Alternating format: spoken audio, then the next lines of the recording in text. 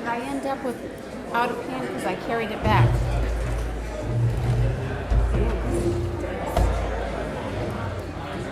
That one works. Remember yesterday it wasn't. I know, when I was trying to use it wasn't working.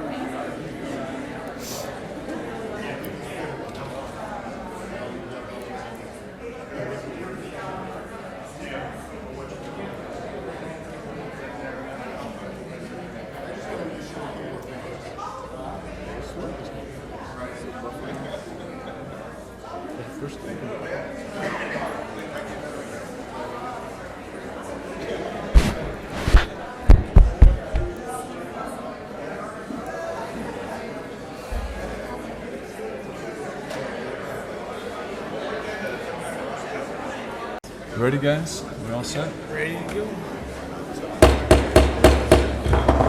Good morning and welcome to our regularly scheduled meeting of the Board of Supervisors. If you would please stand if you're seated and join me in the flag salute. Remain standing for a moment of silence. Ready? Salute. I pledge allegiance to the flag of the United States of America and to the republic for which it stands, one nation under God, indivisible, with liberty and justice for all.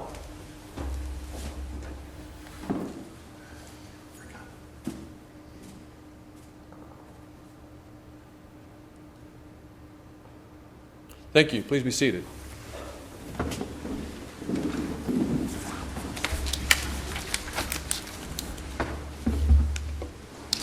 We have some great presentations to make this day. A full house. Welcome all of you. And first I have a presentation to the California State Association of Counties, CSAC, declaring April as National County Government Month in Tulare County.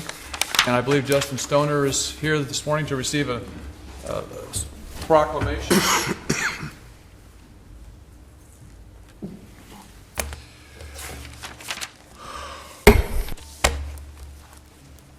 Our own Connie Conway, formerly on the Board of Supervisors and now a legislator in Sacramento, was responsible for this bill.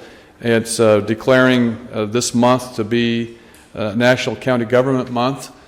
And it says, whereas National County Government Month is celebrated each April by the nation's counties to raise public awareness and understanding about the roles and responsibility of county government in our communities. And whereas the nation's 3,068 counties provide a variety of essential public services to communities serving 300 million Americans. Whereas counties' responsibilities are diverse and complex, ranging from animal control to tax collection to foster care to public health inspections. And California's 58 counties are committed to protecting and enhancing the health, welfare, and safety of their residents in an effective and efficient manner. Counties own and operate more than 1/3 of California's maintained road miles and are responsible for ensuring for the safety and mobility of traveling public, as well as the movement of people and goods necessary for a strong economy. In unincorporated California, counties provide a variety of municipal services, including law enforcement, housing, libraries, parks to county residents, and administer the local justice system from prosecution and defense to detention and probation. And county elected officials, managers, and employees work each day to improve the quality of life for all Californians, promoting healthy and sustainable communities and environments where residents can work, learn, and play. And from tiny Alpine County with only 1,200 residents to Los Angeles County, home to more than 10 million, California counties reflect the broad demographic, economic, and geographic diversity of our state. Now, therefore, the Board of Supervisors of the County of Tulare hereby declares April 2010 as County Government Month in the County of Tulare and encourage all Californians to become active participants in their county government. Signed, Alan Ashita, Pete Vanderpool, Phil Cox, Steve Worthley, and Mike Ennis. Thank you for being here today. Thank you.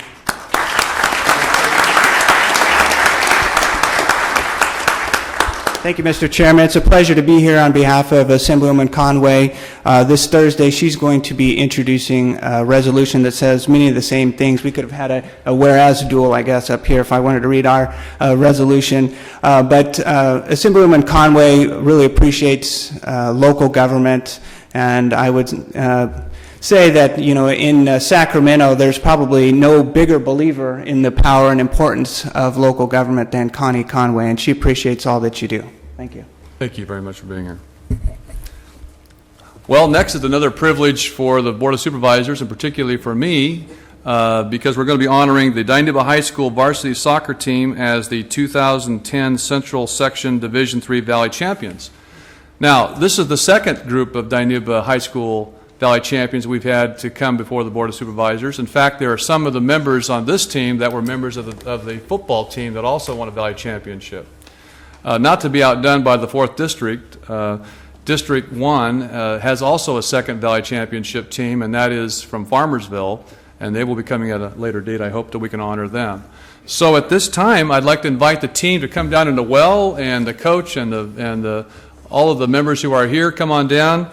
We have some proclamations for you. We're not going to read each one for each of the members, but I do want to read the proclamation as they're coming down. It says, this is from their coach, Francisco Echeverria. Our kids are ready for this game, and although Golden Valley was rated by ESPN as the 25th best team in the nation, they were confident they could win the championship. Great job. Congratulations. Thank you, guys. Good to see you. Congratulations. Take a moment here. Congratulations. Congratulations. Don't leave. Stay here, too. Congratulations. Good job. Congratulations. That's it. Congratulations. Yeah, good job, guys. Congratulations. Congratulations. Congratulations. Congratulations. At least you're out of school for part of the day, huh? Congratulations. That's one of the prizes. Very good. Congratulations.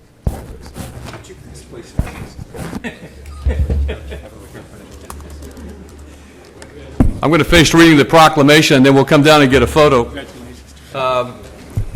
This is again from the coach. He says, this is when they were playing for the championship game. Our kids were ready for this game, and although Golden Valley was rated by ESPN as the 25th best team in the nation, they were confident they could win the championship.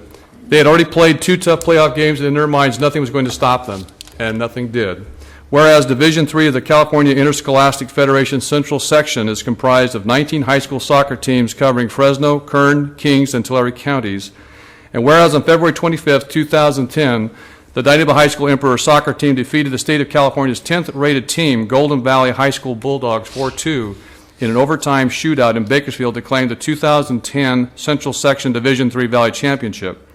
Whereas the win was the first Valley Soccer Championship for Dinuba, and it placed Dinuba High School as Tulare County's top Section 3 champion for the 2010 season.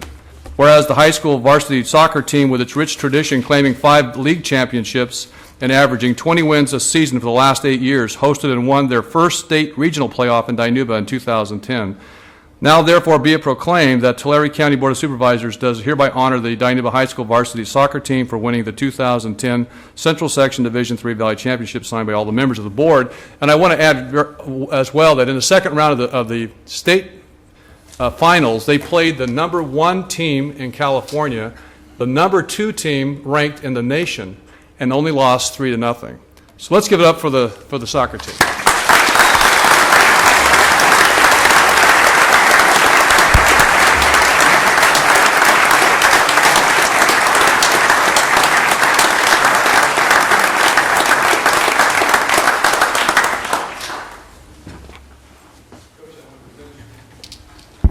I want to present this proclamation to the coach. Coach might have a few words you want to say of encouragement to all the rest of us.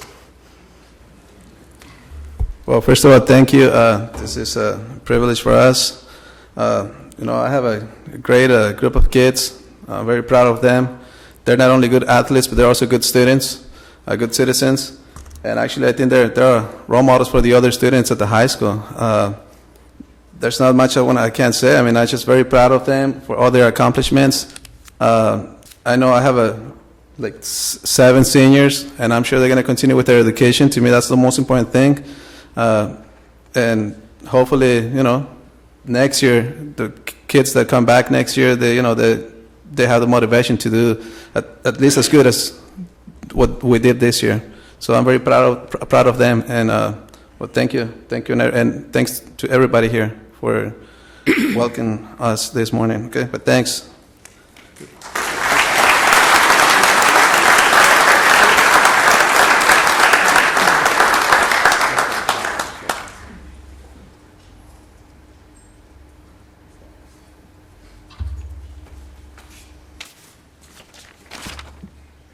Thank you for coming, and here's the proclamations. Coach, you can hand those out. Those are for the boys, and I also want to acknowledge that their athletic director, Martin Tovar, is here, and the principal of Dinuba High School, what is your name? Yolanda Valdez is here, And we're just so proud of these boys in the high school. They've just done so many good things these last few years, and they really have helped to elevate, I think, Tulare County in terms of its citizenship. So the coach is being very modest. Last year, this team was the #1 academic team for which area? Tulare County, or for all of Tulare County, they were the #1 academic team. So they're not just athletic, but they're also academic. So thank you guys for being here, and have a safe trip back to Dinuba. Okay.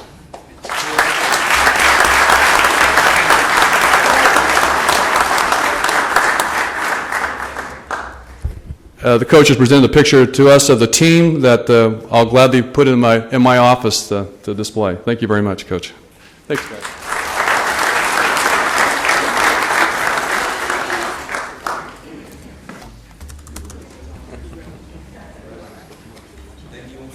Say thank you, guys. Congratulations. Congratulations, guys. Luck to you.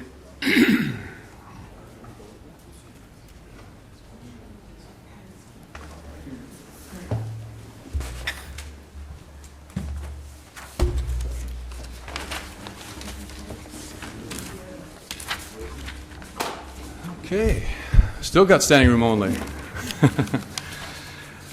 Each year, it's a privilege for the board to be able to recognize our employees of longevity for 10 years or more of service, and actually it's 15 years or more that we ask you to come before the Board of Supervisors to receive public recognition. All the members will have an opportunity to speak to this matter when we conclude, but I would like to begin by saying thank you. I thank you for your not only your years of service, but the actual service you continue to provide to the residents of Tulare County. The success of this county is borne on your shoulders. The board proposes, but you are the folks who actually do the work day in and day out. You come to work Monday mornings, or sometimes you come in the middle of the night, in the middle of the weekends, and you provide the public service, the safety, whether it's from health, from law enforcement, from probation department, from taxes, from road use. I know I'm leaving so many things. We do so many things, as was said in that proclamation, from animal control to road construction and maintenance. It is a huge, huge enterprise, and we have all of that success we have because of you and because of your work. One of our members last week mentioned, you are mentors, you are leaders. You may not realize that, but by being here, by showing up every day, by doing your work diligently, you are leaders and mentors to those who you work with, especially those who come along as new workers. So I want to thank you, and without further ado, hand the reins over to our Human Resources Director, Tim Huntley, and we will continue. Tim? Thank you, Mr. Chairman and members of the board. The Service Awards Program recognizes employees with more than 10 years of service. The recipients of 10-year service awards are conducted at the departmental level. There are approximately 300 recipients in that category this year. This morning, we'll be presenting 67 awards, of which 23 are for 15 years of service, 22 are for 20 years of service, 10 are for a quarter of a century,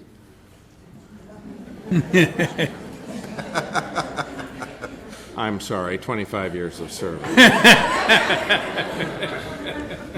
4 are for 30 years of service, 7 are for 35 years of service, and 1 is for 40 years of service. Recipients, when your name is called, please come forward. I'm ably assisted today by my staff, Beans, and Anita Spalding from Human Resources, who will coordinate the handing out of the gifts. In some cases, they're delicate items, so there'll be boxes. You'll want to make sure you take that back with you. And then, without any further ado, we'll commence the process. And we have, first of all, from District 1, Supervisor Alan Ashita, and we start with the 15-year awards. First recipient, Workforce Development Program Coordinator, Eldana Caudell.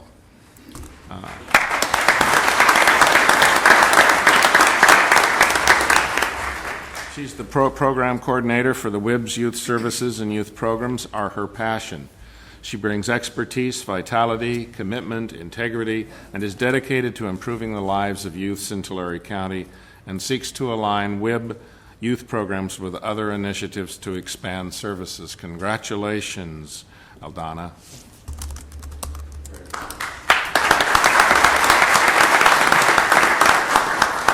Next, also with 15 years of service, Carolyn Colvert, Administrative Aide in the Sheriff's Department, who was hired as an Administrative Assistant 2 originally and assigned to the Records Unit.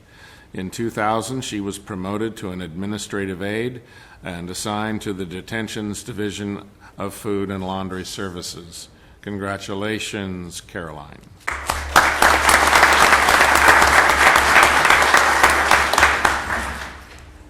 Also, with 15 years of service, the departmental secretary, Sue Gunderman, who was hired in 1997 as the Sheriff's Office 911 coordinator.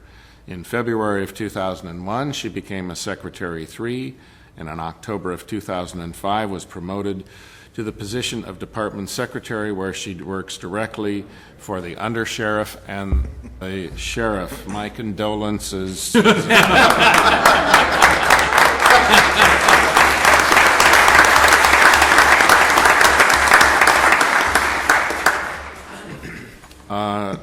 Next, we have Bill Cooper. Bill, are you here? We weren't sure if Bill was going to be here.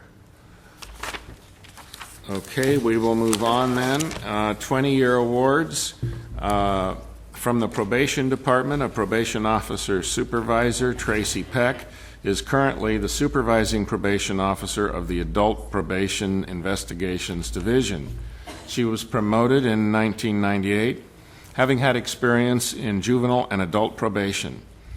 A recipient of numerous letters of commendation, she is dedicated and committed to Tulare County, and Tracy never expects more from her staff than she does of herself. Thank you, Tracy.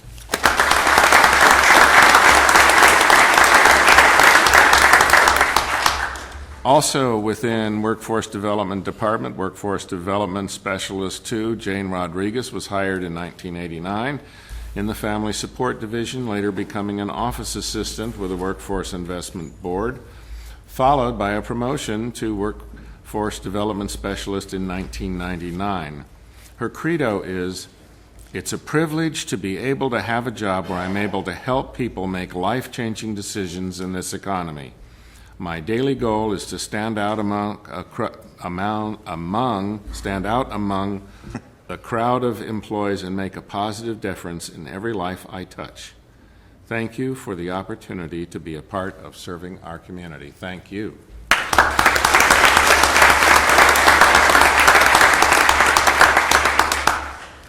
Mark Wallace, Deputy 2 with the Sheriff's Department, 20 years. Started as a deputy trainee, later becoming a deputy experience.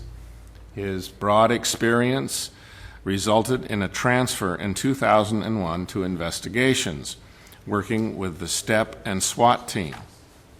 He now trains his colleagues in weaponless defense and is assigned to the North County investigation, where he has worked for the past 3 years. Congratulations, Mark.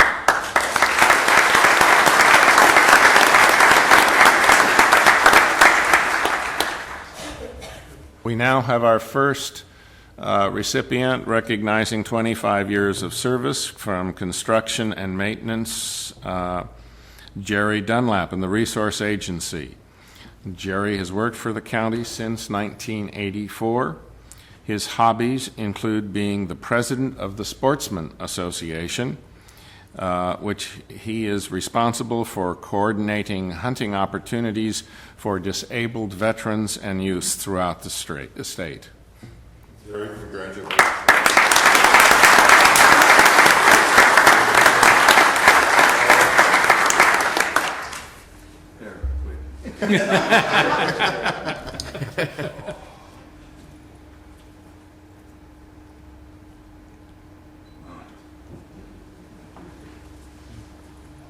All right. Our next 25-year recipient, Rob Milner, Ag and Standards Inspector 3, has been with the county, as stated, for 25 years and has been the supervisor of standards and quarantine work in the Exeter District since 1990. Rob is married with 2 children, and his hobbies include kayaking, geology, and landscape gardening.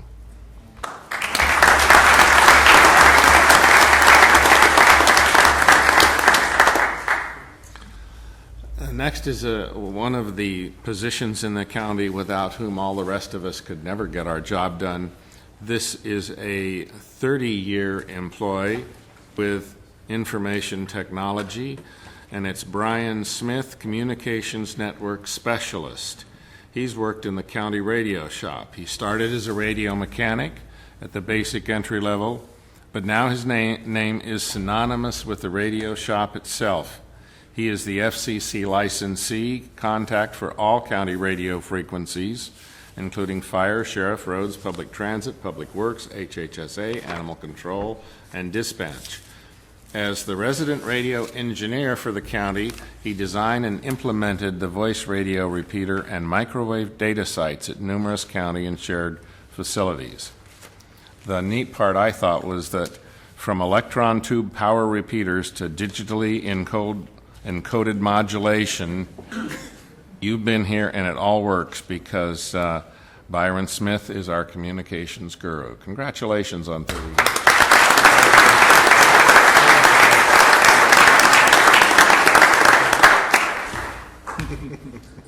Okay, that concludes the presentations from District 1. Thank you, Supervisor Ashita. Next, from District 2, Supervisor Pete Vanderpool.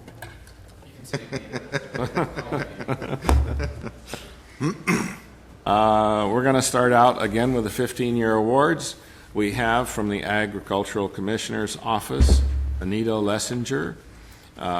She began as an extra help employee and became full-time in 1994. She has been with the Ag Department for 7 years, and she has 2 grandchildren, and her daughter is expecting another little girl in July. Congratulations.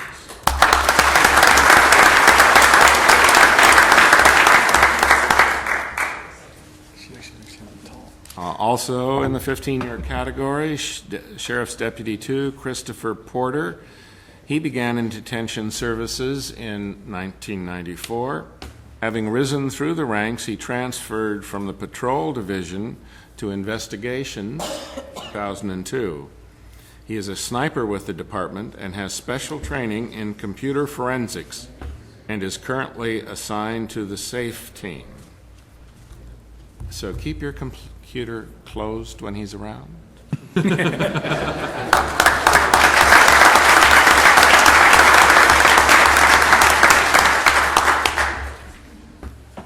Now, with 20 years of service, also from Ag and Standards, Ag Commissioner Sealer, the Ag and Standards Inspector for David Case. David says he feels blessed for having worked for the county for the past 20 years, and he hopes to continue until he gets his children through college. He and his wife enjoy family vacations, and I can see why. Congratulations.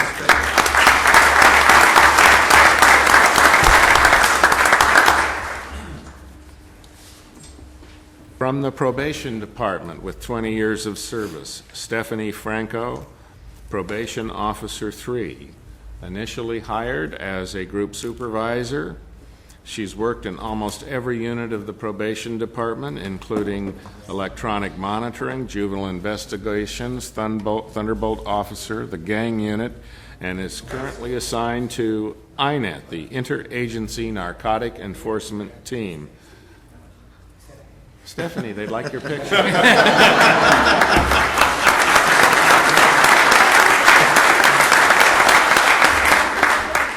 Probably the undercover stuff, I think. That's what that's the reluctance. Okay. Next, for 25 years of service, Jim Grammer, Engineering Technician 3, started as an engineering aide on the survey crew. He advanced to an engineering Engineering Technician 2 in the Traffic Division, then supervising in the Soils Lab. He is currently an Engineering Tech 3 in the Roads Division, where he has worked for the past 13 years. Congratulations, Jim.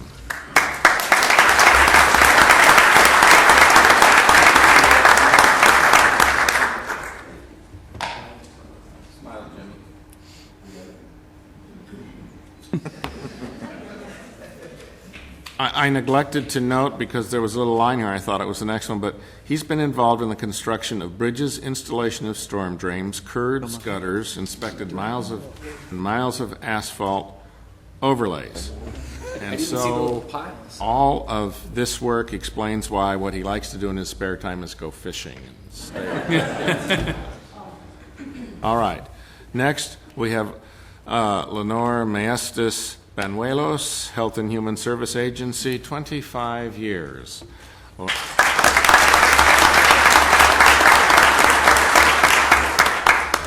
this is an individual who's worked through the departments, starting as an office assistant to an interpreter in the typing pool at DPSS. She was with WIC for 3 years, health education, the Visalia Health and Public Health Nursing, and an eligibility worker in CCS. In 2000, Leonore was promoted to OA4, and she says she has found her niche in WIC. An extremely dedicated, thoughtful, friendly, courteous professional, she anticipates needs contributing much to the success of the WIC program, according to her colleagues. Congratulations.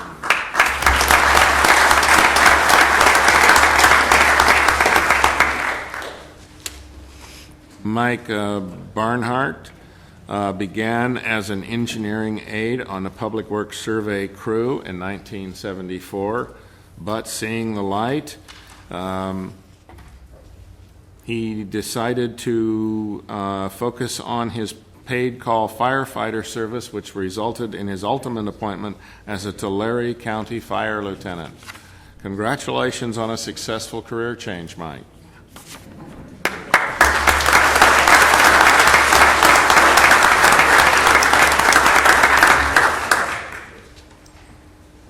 We now come to some of the people who have truly been here a long time. First, we have Ramon Mendoza, construction and maintenance worker, 35 years with the county. Ramon started in the Porterville Road Maintenance Yard as a construction maintenance worker 1. After 9 years, he transferred to the old Tulare Road Maintenance Yard. He is currently a construction maintenance worker 3 at the Visalia Road Maintenance Yards, operating heavy equipment. Ramon, thank you for your wonderful years of service. We congratulate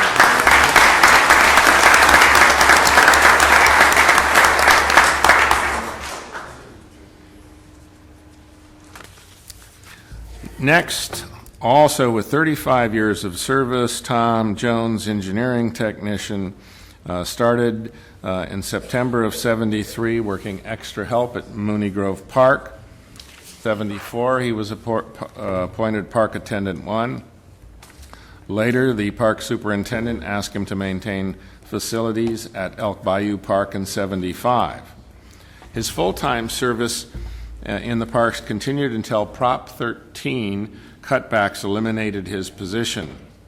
But he was rehired as a construction and maintenance worker, and he has been promoted to various positions, achieving subdivision encroachment permit inspector since 2005. Go back up.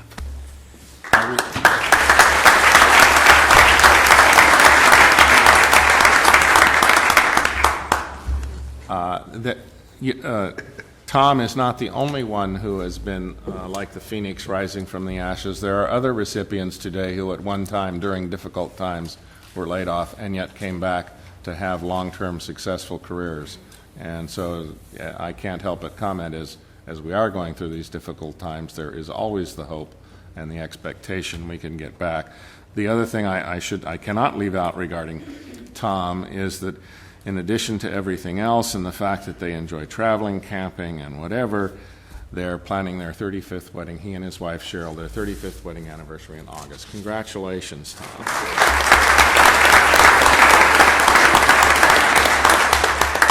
Next, District 3 Supervisor Phil Cox. We're going to start out with the 15-year awards, and first up is Dan Boone, Chief Building Official. His career began as a Building and Zoning Inspector 1. He is a state-certified disaster worker coordinator. Achievements and awards include 8 International Code Council certification, graduation from the County Supervisory Academy, Certificate of Appreciation for fundraising efforts on behalf of hospice, and a K-Jug recognition plaque for community service work. Tomorrow is Dan and his wife Julie's 26th wedding anniversary.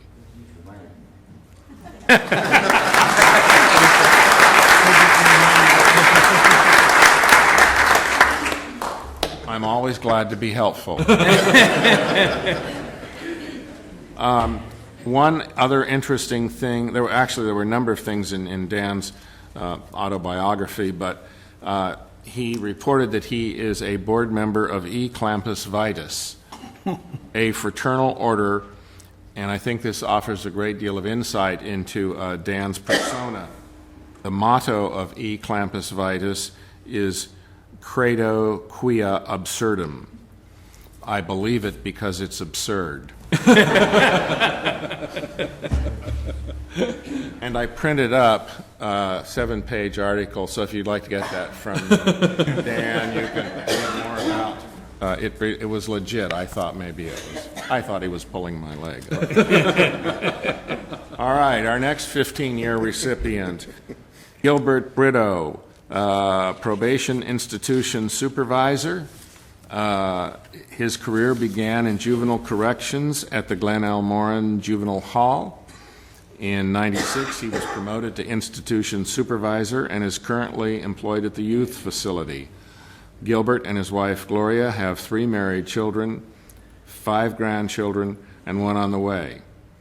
Married 37 years, Gilbert and Gloria are unabashedly in love with their children, and especially love with their grandchildren. What wonderful sentiments. Congratulations.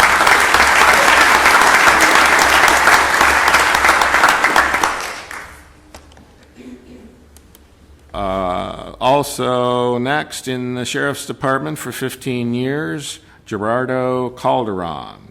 Originally in 1994, came on board as a detention services officer. He was promoted to the rank of deputy and works in the sheriff's detention facilities. A military veteran, he supports a wide variety of specialty units within the department. He's noted for his hard work and dedication and serves as a great asset to the department. Congratulations, Gerard.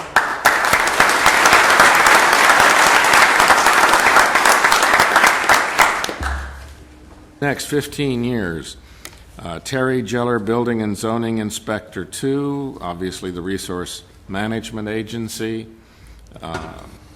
He started as an electrician in building services and worked there for 12 years, then transferred to Building and Zoning as an inspector. He is a single dad with 2 kids. His son just enlisted in the military, and his daughter is attending Oklahoma State. He says, "My only current hobby is trying to figure out how to pay for my kids."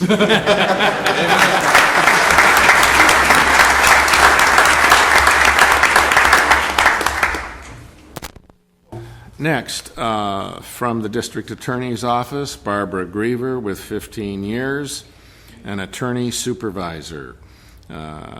She has her bachelor's degree in business and a law degree from the San Joaquin College of Law.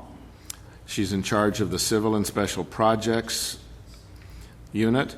She and her husband, Bill, have 2 married daughters. One is in Oregon and the other graduating from Fresno Pacific this spring. She loves to travel, read, and to go to the movies. And it was written, she is truly an indispensable part of the District Attorney's Office, double underlined indispensable. Congratulations.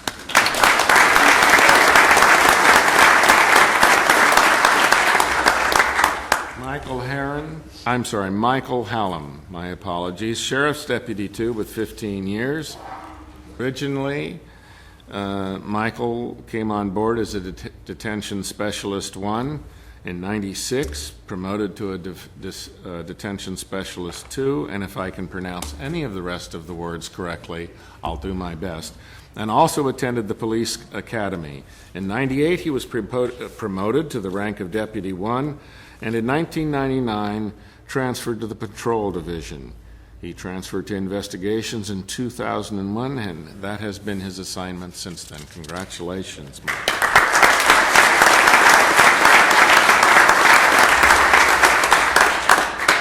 Again, with 15 years of service, Martin Maldonado, a sergeant in the Sheriff's Department, also beginning in detention services. He has worked in each of the detention facilities. He was sponsored through the Police Academy in 1999 and promoted to the rank of deputy and earned his rank of sergeant in March of 2007.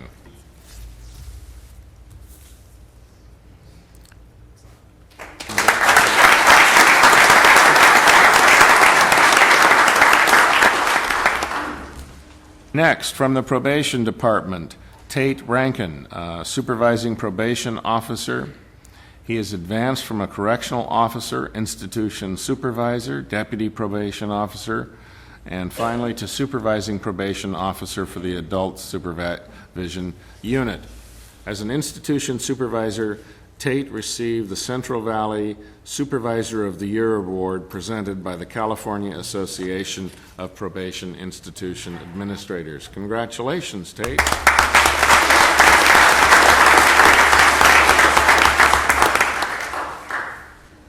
Next, from Health and Human Services, 15 years of service, Peggy Redfern, Senior Public Health Nutritionist. From Wichita, Kansas, Peggy started as a dietitian at the Tulare WIC Clinic. In 2000, she was promoted to Supervising Public Health Nutritionist, overseeing all 8 county WIC clinics. Peggy has provided over a caseload increase of 14,000 in 1994 to 30,000 today.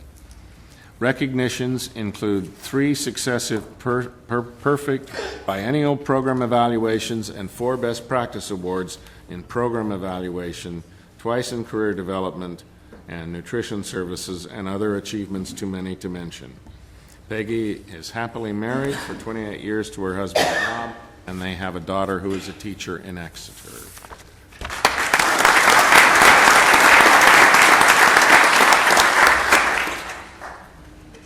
Also, back to the Sheriff's Department, 15 years. Jim Reeves has been a communications operator in the Sheriff's Dispatch for over 15 years. Here. He was hired in July of 1994.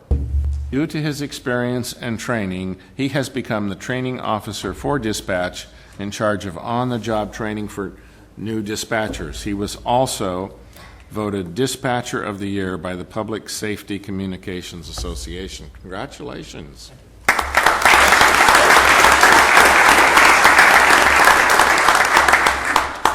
And back we go to probation. Okay.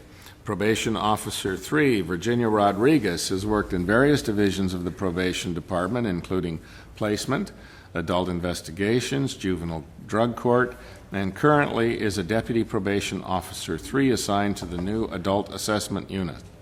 Previously, she worked as a corrections officer in the Juvenile Hall, where she received several commendations for her dedication and attention to detail. Congratulations, Virginia.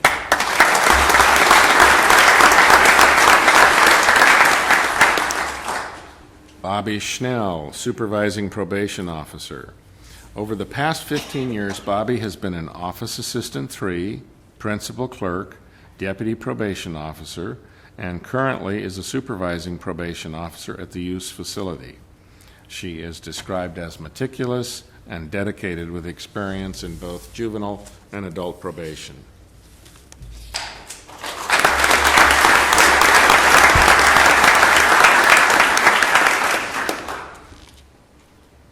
Next, our first recipient today who is retired,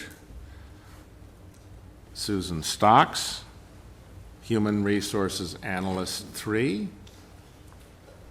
Sue Stocks joined Tulare County as an extra help employee in Child Support Services. Successive promotions to Office Assistant, Administrative Aide, Staff Services Analyst, Personnel Services Officer culminated in her 2007 appointment as an HR Analyst 3 in Human Resources and Development.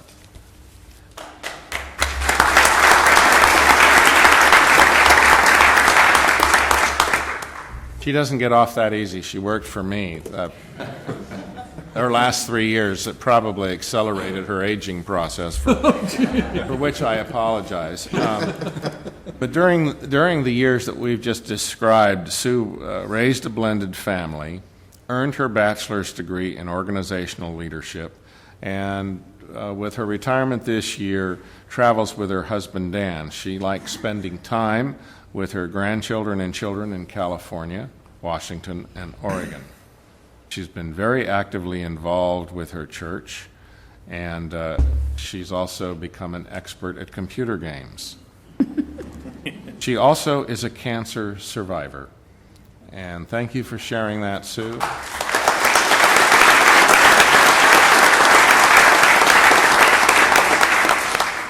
And on behalf of the department, I want you to know we're already missing you. Okay, next, from Child Support Services, Tim Wall, Administrative Services Officer 2. Tim started with child support when it was known as family support. After a little over a year, he was asked to help the district attorney's accounting staff resolve a spreadsheet issue. He ended up staying for 6 years. That must have been one heck of a spreadsheet issue.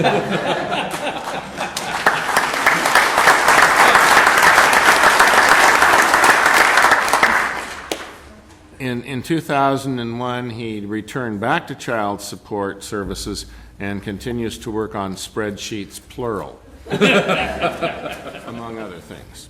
Okay, Child Support Department, Adria Warren, Child Support Officer 3. She started her employment career, her employment journey in the restaurant hotel industry, and then shifted over to paralegal services.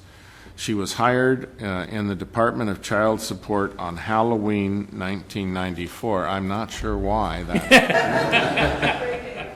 Presently studying music of the 14th century, an era during which King Henry VIII, who feasted well if unwisely, reigned. And she said, don't ask her any questions because she just started. The 21st century is devoted to her cherished 9-month-old grandson, Parker, and her husband, William.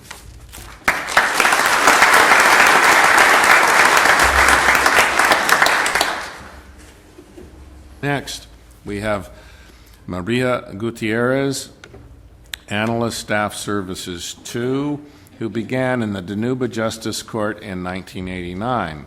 Later, joining Child Support, she is currently a Staff Services Analyst. Her achievements include a BS in Business Administration, Employee Recognition Awards in 4 different years, graduate of the Tulare County Supervisory Academy, and she says, I am blessed to work for the Department of Child Support Services in a position that allows me to learn something new almost daily.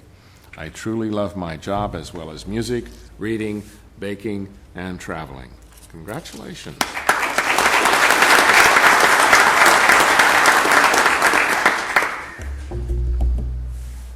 Amado Hernandez, Self-Sufficiency Counselor 3 in Health and Human Services.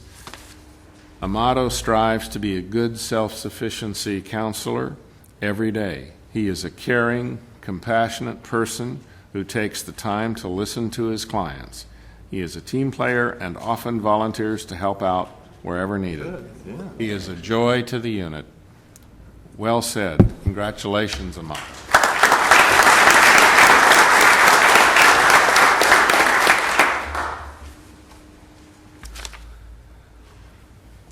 Okay, all right.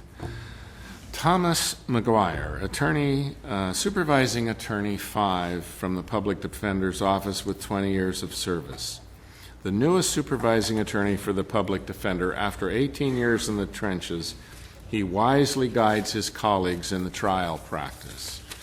Tom was born and raised in Mexico, went to college in Berkeley, chopping fish heads in Alaska, which apparently prepared him to attend the McGeorge School of Law. He began in the Public Defender's Office in 1989 and met his wife-to-be in court, not as I understand it, a defendant.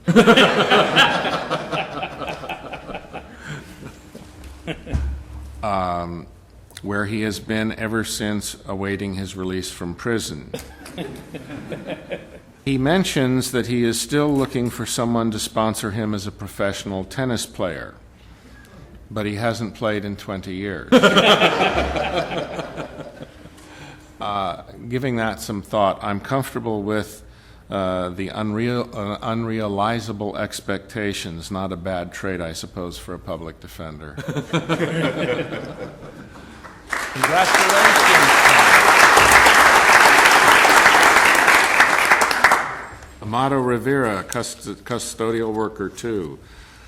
Amada started with the county as an extra health parks and grounds worker. After 7 years, he transferred in the custodial division into the custodial division, where he has worked in the past 20 years. His hobbies are refereeing soccer and baseball, something he's done for many years. Congratulations, Amado.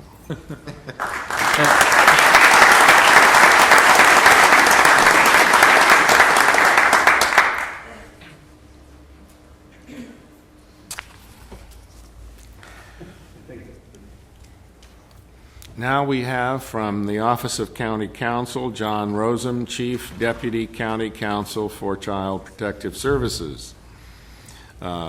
He joined County Counsel in 1989 after having been in private practice.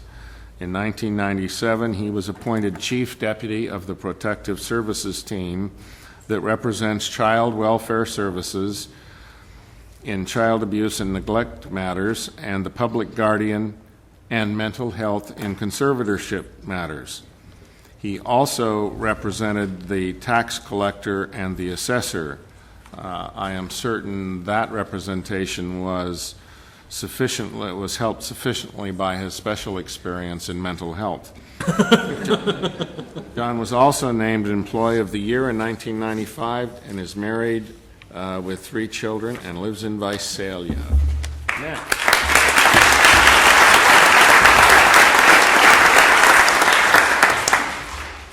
Next, with 20 years of service from the Sheriff's Department, Edgar Villalobos, the Sheriff Sergeant, began in 1989, was sponsored through the Police Academy, and has subsequently worked in detentions, patrol, and the Investigations Division. A court-certified expert in gang identification, he has been an instructor for the Police Academy and is the sergeant in the North County Gang Unit, as well as team leader and a member of the Sheriff's Honor Guard, and lots of chevrons on his sleeves as well. Congratulations.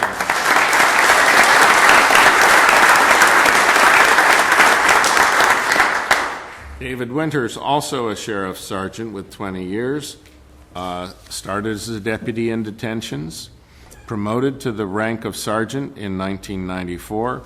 He has worked in each of the detention facilities. He has trained a number of new deputies and sergeants, and now is stationed in the Court Services Unit. And he must not be here then. Maybe he's still there. All right.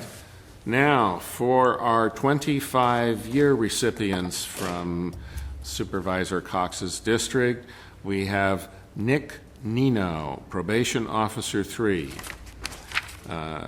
Nick received his BA from Cal State University, Fresno. He's a Marine Corps reservist. He had prior experience in Kings County Probation. His assignments include adult investigations, Thunderbolt, Interagency Narcotic Enforcement Team, Electronic Monitoring Program, Youth Facility Juvenile Supervision, and now he's assigned to the Adult Special Enforcement Unit. He's also served as Range Master and Armorer for the department for several years. Thank you, Nick.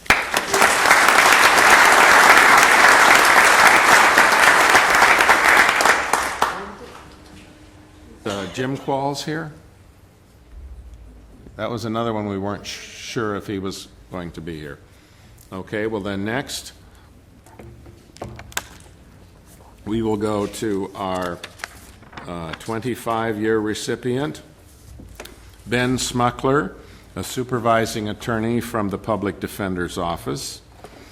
A deputy public defender since 1984. He was promoted to a supervising attorney in 1996. As the longest current serving public defender employee with a wealth of knowledge, he's been a vital member of the management team. From his autobiographical resume, he states, "I was raised by Woods in the northern Yukon territories. Wandered into Montana and learned English as a second language. Whereupon I changed my name from Romulus to the more mellifluous Smuckler. Astonishing academic achievements include bachelor's, master's, and a PhD, aka Doctor of Laws, in 2.5 years. He collects wood-burning PCs, Porsches, PDAs, computers, cameras, guns, Harley-Davidson motorcycles, and mostly from grateful clients. As a public defender, it is not surprising he considers the coup de grace of his career serving as Oprah's cosmetologist. Could that have been the coup de foudre? Ben Smuckler, 25.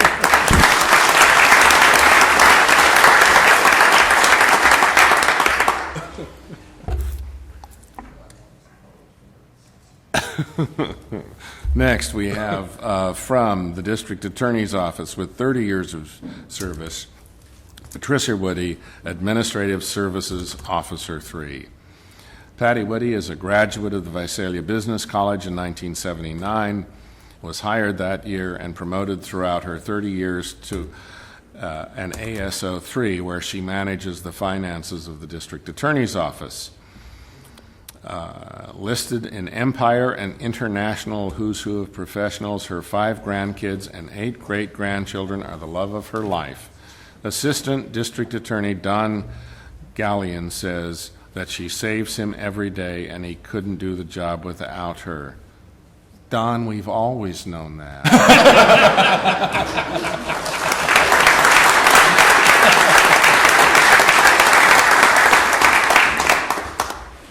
Now, with 35 years of service, Danny Matta, Engineering Technician 3. Danny started with Tulare County as a Drafter 1 and was promoted to a Drafter 2 in 2 years and obtained the Drafter 3 level after 12. And then, in November of 2009, was promoted to an Engineer Technician 3. Thank you for your 35 years, Danny.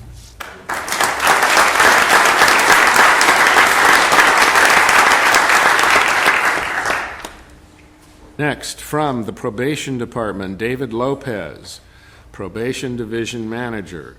Starting in 75, he has risen through the ranks to the Probation Division Manager. He was the first Hispanic to be appointed to the Probation Department's executive team. Throughout his distinguished career, David has received numerous letters of appreciation and recognition from the department, from the District Attorney's Office, the Sheriff's Office, the County Administrative Office, and the County Department of Education.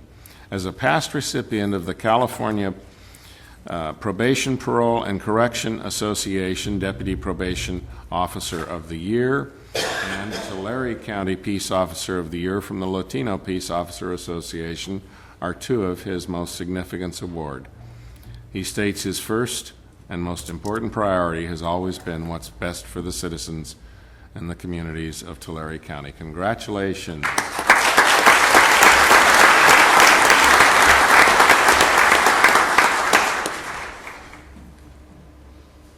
Next, we have our next retired recipient.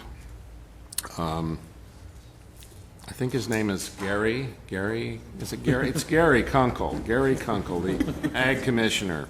Gary served as the Agricultural Commissioner Sealer for 35 years.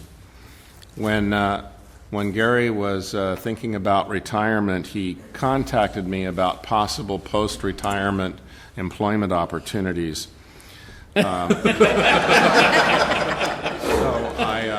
So I gave him a questionnaire to fill out, and I thought I'd share with you a few things from the questionnaire. The desired position: any work that takes advantage of my extensive knowledge of nautical terms. Under previous salary, a lot more than I was worth.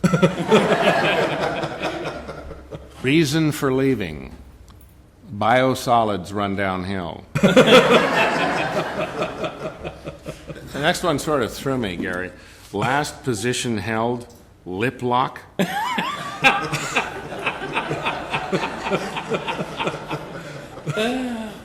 Preferred hours: 12 p.m. to 1:30 p.m. Tuesday, Wednesday, and Thursday, with 1 hour for lunch and 2 15-minute breaks.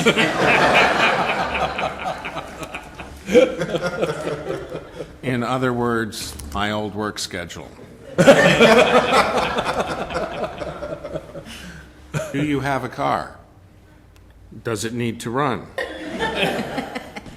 Nearest relative: 7 miles.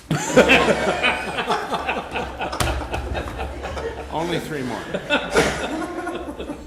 Most notable achievement: my incredible collection of trophies for winning the annual cow pie toss at the Tulare County Fair. Have you received any special awards or recognition? I may already be the winner of the Reader's Digest timeshare free holiday offer. Anyway, I put it into the computer, and it popped out. His most likely occupation is to be the captain of the Mark Twain at Disneyland. Congratulations.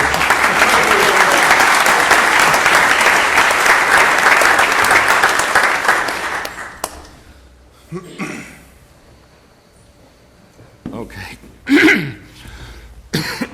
All right, next from Supervisor Stephen Worthley, District 4, will begin with the 15-year awards from Health and Human Services. We have Norma Cardenas. Norma started off as an outstation worker for county programs several years ago at the Visalia Healthcare Clinic. Norma then promoted to supervisor and now oversees a unit that carries the continuing caseloads for general assistants and the Tulare County Medical Services Program for all of Tulare County.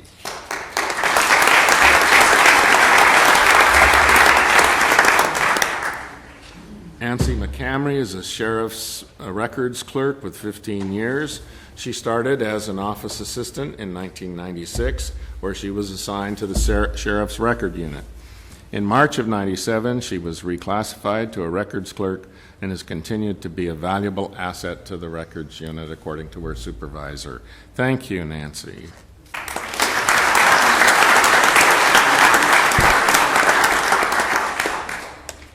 Now, from the Resource Management Agency with 20 years of service, Planner 2, Samantha Franks.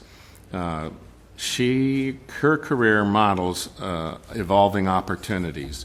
She started as a legal document examiner, then trained other legal document examiners, became a planner in code compliance, and then shifted to project review with an ancillary duty on the dairy application review team. Along the way, with doing all this, she has attained her bachelor's degree in information technology and a notary public commission. This self-starter believes her coworkers are customers as well as those projects she processes, and she will help in any way because success comes from working together to attain a common goal. A wonderful philosophy. Congratulations, Samantha.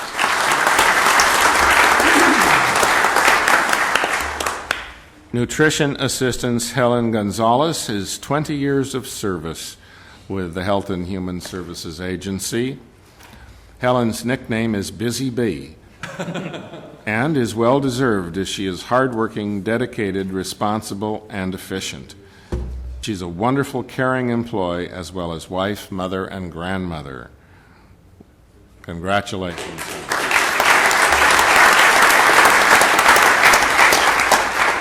Also with 20 years of service, from the Sheriff's Department, Sergeant Greg Gruich, hired as a Deputy 1 in the Detention Division in 1994. He transferred to the Patrol Division. He held position in gangs and STEP before being promoted to the rank of Sergeant in 1998. He is working in both detentions. He has worked in both detentions and patrol and as a sergeant, and is currently stationed in the Internal Affairs Unit.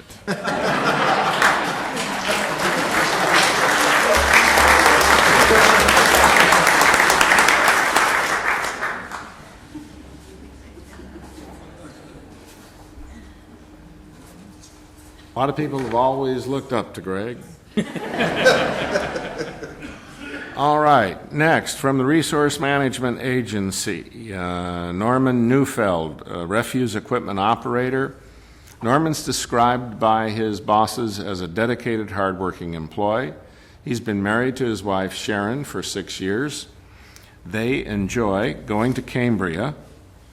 Gosh, who doesn't? With their dog, Lucky. Norman is a big NASCAR fan. Sharon isn't, so this gives her a chance to go shopping.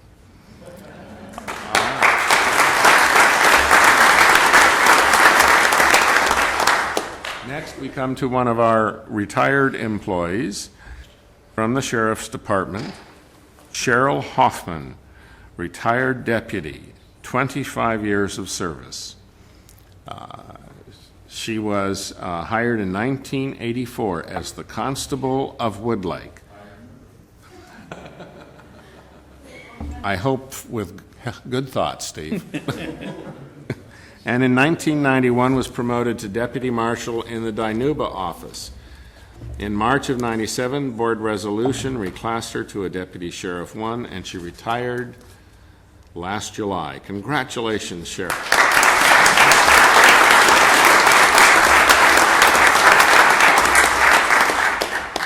Now, for 25 years of service from the District Attorney's Office, Robert Kent, child support supervising investigator. Robert Kent has 34 years in law enforcement, 26 with the Tulare County, and 17 with the District Attorney's Office. Promoted to supervising investigator in 2001, his unit, enhanced by the acquisition of a desert racetrack, is surprising as apparently a cut and paste that didn't fit here. Okay.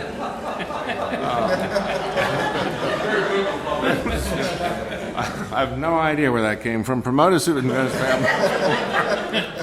has served in excess of 900 warrants in outstanding cases. The first DA investigator to attend and complete West Point leadership program hosted by the LAPD. His avocation, desert racing with one of his sons, evidenced by the acquisition of a desert racing truck, surprisingly enough. Okay.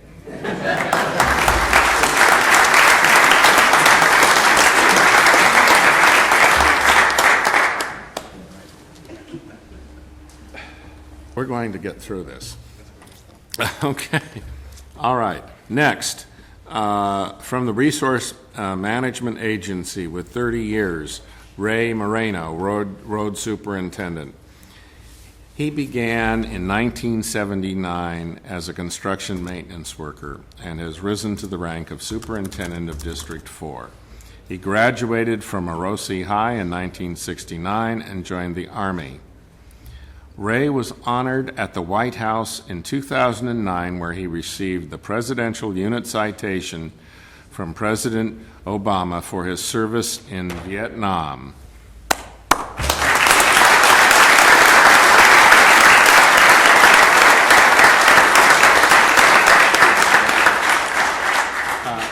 And we have more, but I thought that was outstanding. And that same year, the Tulare County Board of Supervisors recognized him with a proclamation for that service. He also has served as the Grand Marshal in 2007 for the Cutley-Orosi Veterans Parade. He's active in several Vietnam veteran organizations throughout Tulare County. He's an avid hunter, fisherman, likes barbecuing, camping, and riding his Harley.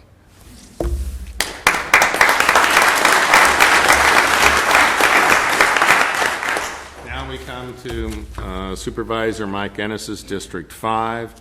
Our first recipient is 15 years, Ken Allen, a construction and maintenance worker in the Resource Management Agency. Ken has worked for Tulare County since 1994.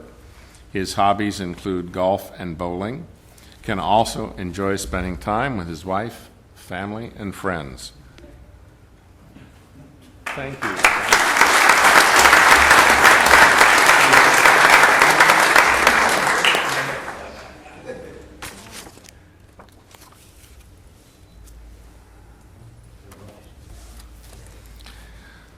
Road Superintendent Richard Bratcher. Is it Bracker? Bratcher. Thank you, Richard. 20 years of service. Richard was raised in Porterville, Terabella area, and attended local Porterville schools. He began as a full-time construction maintenance worker in 1989 and worked upward through the road positions, accepting the position of road superintendent last year's. Hobbies include restoring old tractors, motorcycle riding, gold panning, and exploring back roads, also known as Richard's shortcuts.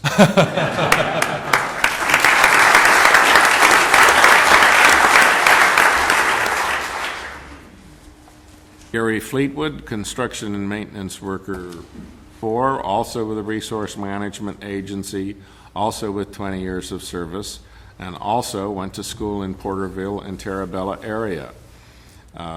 He is presently construction maintenance worker 4. Gary's father had 32 years of service with Tulare County, so his family has dedicated over 53 years to improving Tulare County's roads. Gary's hobbies includes trips to Laughlin and Las Vegas, and playing with his new grandson, remarking, without any trace of prejudice, he happens to be the best-looking baby I've ever seen.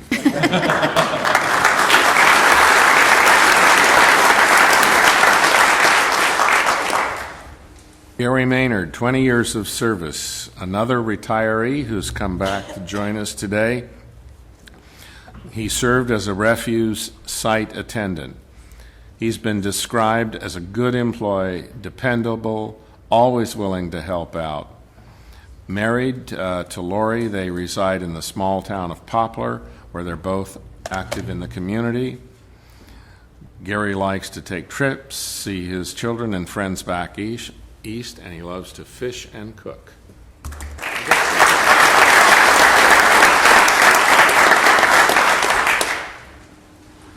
Next, Don Mortensen, road superintendent for 20 years of service.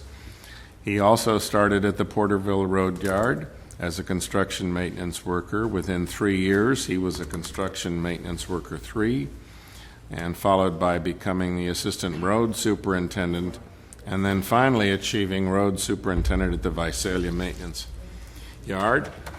Don's hobbies are scuba diving and his wife of 28 years, Renee. They maintain a large 1-acre yard.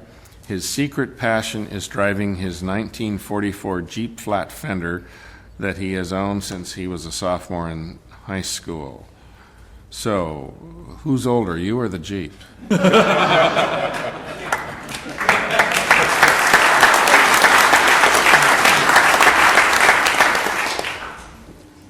Next, Valerie Simonich, Child Support Services Department. Joining Child Support Services in 1990, Valerie has advanced through several positions, including Child Support Officer Series, Community Liaison to Training Officer 2, a department recipient in 2001 and 7 of the county's recognition program. Valerie, along with 2 county employees of the public relations team, received national recognition in 2006 in the Champions for Children campaign. Reading, traveling, and a movie buff, she is the woman behind the man. Her husband is a candidate for Porterville City Council. It's an unpaid voluntary political announcement.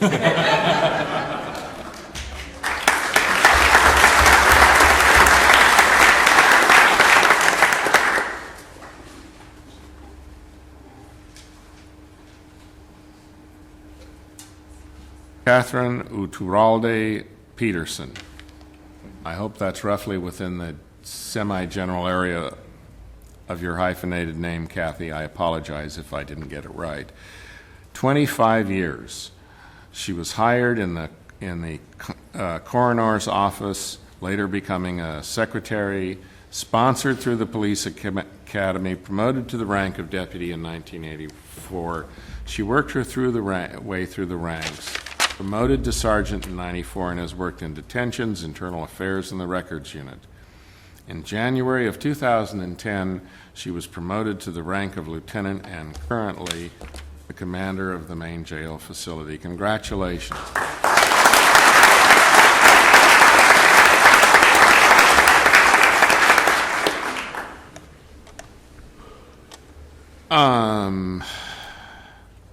Not sure I know this person very well.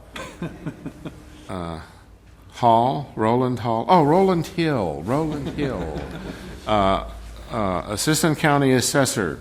Roland Hill began his career with the county as the Chief Appraiser Real Property Division back in April of 1979. He has been the Assistant Assessor Clerk Recorder since his promotion in 2004. His extensive experience and background makes him the go-to person for guidance and expertise on the many intricacies and functions of the assessor and clerk recorder. A supporter of nonprofits like the Happy Trails Riding Academy, he has a love for motorcycles and family. And he did pay me some money to tell you he is seeking election as the successor to the current assessor clerk recorder.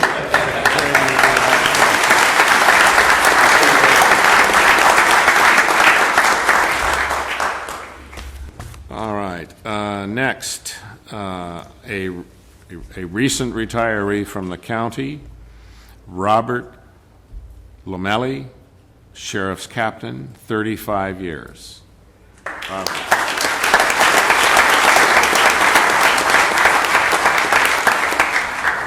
He retired at the rank of captain after the lengthy career.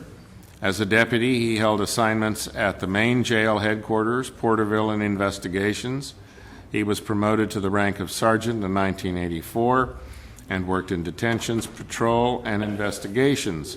In 1998, he promoted to the rank of lieutenant, and in 2003 became a captain, where he managed investigations, detentions, and patrol divisions. And what are you doing now? Tomorrow I leave for Texas on a road trip to see my wife's relatives, and we're just living in San Luis Obispo. Congratulations. Enjoy.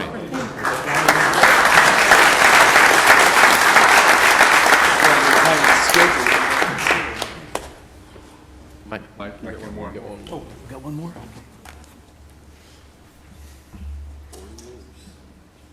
This is our only recipient of a award for 40 years of service. The employee is Cheryl Perkins. The deputy Director of Mental Health in Health and Human Services. I'm going to read the following. HHA's Assistant Director Cheryl Dirksen said the following about our last recognition recipient. Cheryl's exemplary performance record for nearly 42 years is reflected across the entire agency as she has worked in a number of units including eligibility, the public guardian, aging, health, alcohol and other drugs, and mental health. Cheryl's knowledge base is extensive, her administrative skills well honed. Her investment in the professional development of staff is evident, and her commitment to the underserved populations is newsworthy. What a wonderful endorsement. Congratulations on 40 years.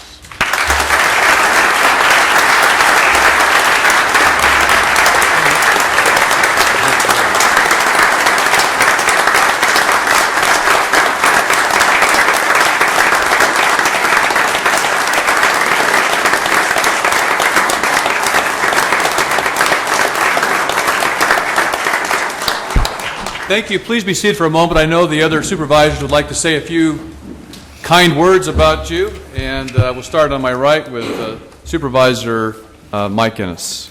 Well, I'd just like to say congratulations to all of you for your time spent with the county, and after spending 34 years in the automobile business, I know that if you like something as well as I like the car business, it doesn't seem like work. So I hope that's the way you feel about it, and I hope that you don't mind going to work in the morning and doing the job you do. But we do appreciate everything you do. You are the faces that people see. You're the people that make us look good as county supervisors throughout the year by doing the best that you can do to make this a better place for all of us to live. So thank you very much for all you do on a daily basis. You're very well appreciated.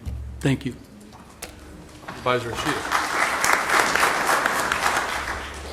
I'm going to make a little different observation than I normally or make or statement.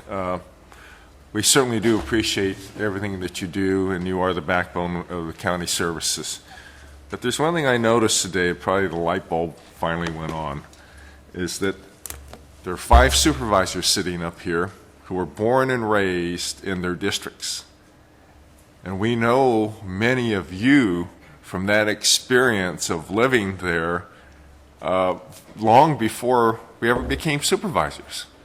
So we have a vested interest and a personal interest in a lot of the people that we know because we grew up with those people. And there was one of the recipients today was one of my classmates from Strathmore High School. But I didn't point it out because I didn't want people to know how old she was, so I knew I'd get repercussions. And we formed these bonds with the people in our that work for the county. And like one person received a knife today, and I said, I might have known that you had asked for a knife. He said, well, there wasn't a gun on the list.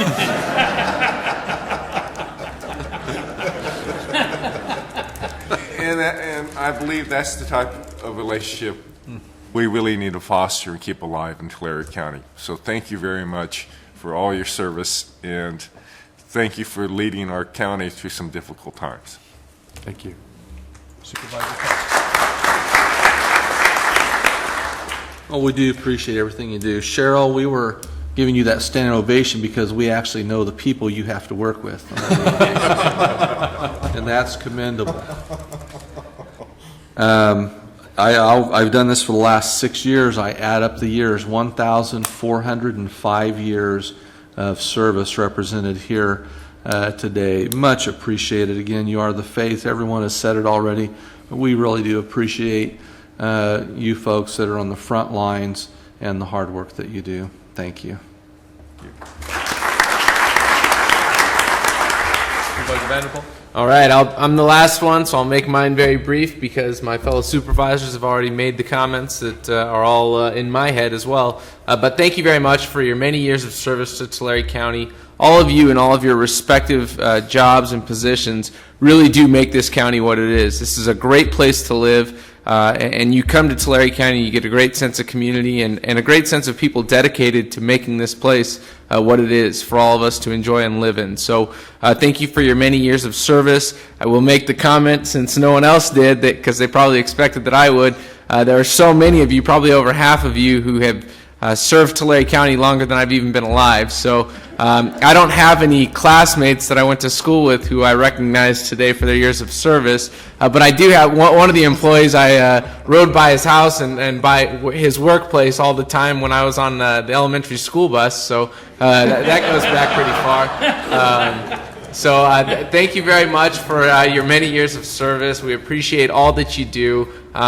Please continue to give the county many more years of service, because your knowledge and your mentorship is so important to the future generations of Tulare County, like myself and your kids and many people who are going to be living here in future years. So thank you again, and best of luck in retirement for those of you who have retired, and look forward to continuing to see you all here in 5 more years. So thank you.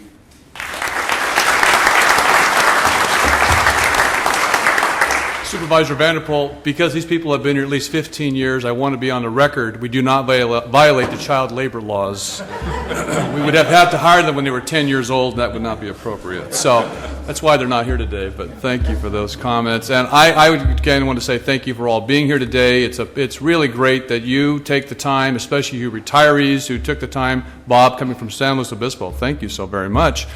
To come and be here with us today. It's very special. I'm always a little nervous when I see a lot of luggage up front as far as gifts people choose, and there were only 3 today, so I felt pretty good about that. I hope that means the rest of you are coming back to work tomorrow and for a few more years.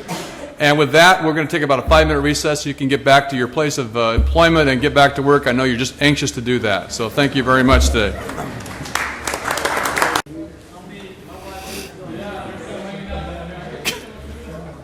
You're in, it's a mile away. Having a reunion. Where is he? Oh, there he is.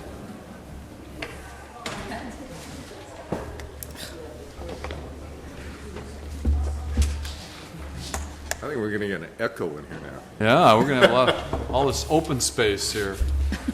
Okay, this time we have our public comment period. Anyone wishing to address the board this morning on matters which are not on today's agenda but are within our jurisdictions, invited to come forward. I'll pull that microphone back around towards you, please, sir. If you give us your name and address. Good morning. My name is Jose Duarte. I'm a resident of Ivanhoe, California, and I want to thank all of you for anticipated ratification of 2 items on the agenda. One is a $200,000 proposal that the county submitted for the purchase of a property in Ivanhoe, and also for the other item for the $120,000, I believe it was. Other way around, but you've got the right idea. We've actually made the purchase, and today we're going to be working on the application for the... And I want to thank you all for your anticipated ratification of those 2 items, and thank you very much. God bless you. Thank you, Mr. Duarte. Anybody else wishing to address this morning? If not, we'll close the public comment period and bring it to Board of Supervisors matter. Begin on my left now with Mr. Vanderpool. Just one thing that I'd like to talk about is the last week y'all be mentioning an upcoming event, and the next week I'll probably give a little bit of a follow-up as to how the events have gone. We've had one Tulare Gang Awareness Forum last week. It went very well. We had over 500 people in attendance. It was a great event and provided a lot of opportunities and really exposed the citizens of Tulare with various different services available to them to help combat this gang problem that we all face in the county.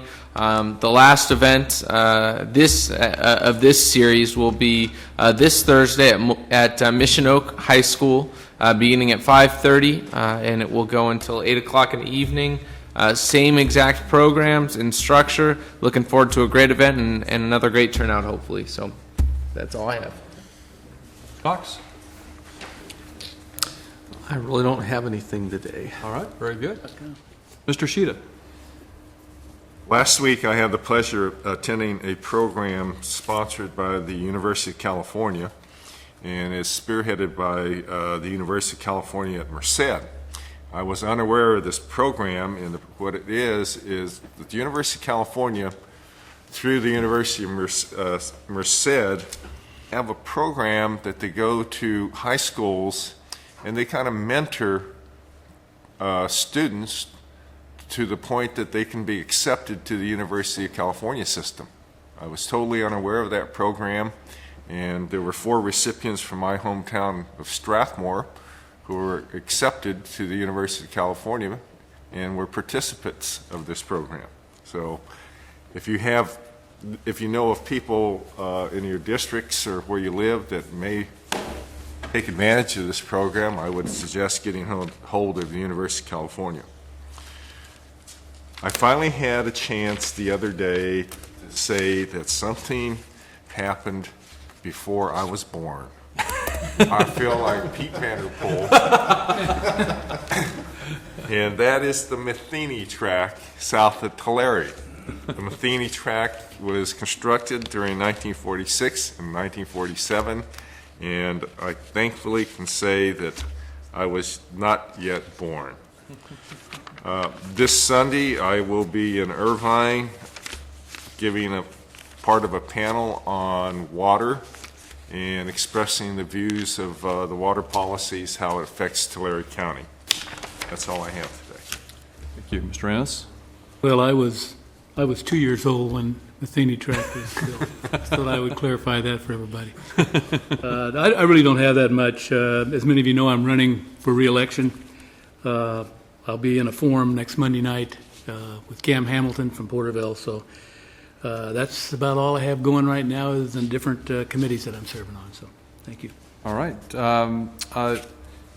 The Resource Management Agency and many of my unincorporated communities has been holding a series of meetings that are required under the law to consider future projects and to recap the projects that have been done. And really, it's pretty interesting when you go back and look over time at the number of things that have occurred in our unincorporated communities. It's really pretty impressive. The numbers of homes that have been rehabilitated, projects that have been done, sidewalk, street curb, gutter type projects. We've done a lot of things in these communities, and we don't always acknowledge them, and it takes an event like this to kind of sit back and take a look and see what's happened over the last 10 or 15 years. Obviously, we have a long ways to go, but it is good to see that progress is being made, and so those have been good outreach meetings to our communities. I want to thank Roger Hunt and his staff for the work they're doing to get this message out. Sometimes they haven't been as well attended as we'd like, but we're going to follow back up with follow-up meetings, and if need be, follow-up meetings beyond that to make sure that we get the input from the communities that we're serving in those areas. I may comment on this next week, but as of the 28th next week, I will be with a group of people going to Sacramento. Our purpose there is to put the press on the governor's office, the legislators' offices concerning the Williamson Act contract. We're going to try to quit calling it Williamson Act and refer to it by its official name, which is the California Conservation Act, because that really is the true name of the act, and it really points out the fact that this is the California Act that we implement in our local counties, and that they are a partner in this. And partnership comes with the idea of fiscal responsibility. We really need for them to continue to pay the subvention to the counties, in our case about $3.4 million, representing almost 10% of our property tax revenue. So very critical to our being able to provide public service, especially public safety in our rural areas. We desperately need for the state to get back to the table and to fund that. So I'll be attending that in Sacramento. And that's all I have today, so we'll conclude the supervisors' matters. And before we take up our public hearings, which have been delayed, we're going to take up our consent calendar. Item 13 will be pulled for some modifications. Are there any other items that need to be pulled? I do have one item I would like to pull. That's item number 16, please. All right. Item 16 will be pulled. Anything else? If not, I would entertain a motion. Move for approval. I'll second that. A motion by Ennis, second by Vanderpool. Please cast your votes. Votes unanimous. Take up item 16. Item number 16, Mr. Fussell, if you could answer my question. I just pulled this item because I do have several constituents who have concerns. When we talk about doing road repair, there are several roads that seem to be repaired, maybe unnecessarily, and they seem to be in good drivable condition, and so you wonder why they repair them. And I just have a question so that we can and can put it on the record so that constituents do know why some of these roads are repaired. And Mr. Fussell, if you could kind of explain that and answer that question, I'd appreciate that. Thank you, Supervisor. Brett Fussell, Assistant Director with the Resource Management Agency. And the three items that you have on your agenda this morning are authorization to go to bid on some asphalt overlay projects in the county where we're using the American Recovery and Reinvestment Act money, ARRA, along with some other federal funds. And what we do when we're trying to identify the projects to use federal funding is we start with our pavement management system, and we identify those road segments that are beginning to get to the point where we need to undertake some sort of maintenance effort like an AC overlay before they completely degrade to the point of reconstruction, because it's oftentimes been described that at the time of an AC overlay, you can do a $1 investment which might add 15, 20 years of life to the project versus waiting for it to completely fall apart, and then you might be spending 4 times as much money in order to reconstruct that road. So that's the first place we start, is identifying projects that would be ripe for that kind of effort. Secondly, when we're dealing with federal money, we are limited to the road segments that we can spend the money on. We have to spend the money on what's identified as the Federal Aid Select, or FAS, road system, and then that's categorized by arterial, major collector, minor collector, local, and the local roads do not qualify for the use of federal money. So you may see out there roads that are heavily potholed. They're probably local roads. We couldn't spend this money on it if we wanted to. Thirdly, we have to take a look at, when using federal money, is making sure that the road is going to meet federal standards as far as right-of-way width, pavement width, lane width, shoulders, etc. Any structures that the road may cross, if there's a bridge or a culvert, or box culvert, those have to be wide enough to meet federal standards. And so if you try to do a federally funded project on one of those roads, you may find yourself having to widen a structure in order to be able to do the work. In addition, we have to make sure that if there's power poles or any other street furniture, if you will, that it's set back inside what we call, or outside of what we call, the clear recovery area. So that's the process we go through to try to identify the road segments that we would be spending this kind of effort and this kind of money on. So hopefully that responds to your question. Great. Thank you very much. Thank you. I entertain a motion. With that, I'll move approval. Second. We have a motion by Mr. Vanderpool, second by Mr. Cox. Please cast your votes. Thank you, Board. Thank you very much, Britt. Vote is unanimous for approval. And that will bring us to our public hearing. Our first public hearing, item number 6, is a request from the Health and Human Services Agency, Environmental Health Services, to adopt the recommended fee adjustments for fiscal year 2010 and 11 and authorize the fees to begin July 1. Good morning. Good morning, Chairman and Board. My name is Larry Dwoskin. I'm the Director of Environmental Health, Division of Environmental Health with Health and Human Services Agency. Today we're proposing the Board review a partial list of fee elements for increase, part of which are new program costs, the rest are continuing program fee increases. These are fees that support the division, which is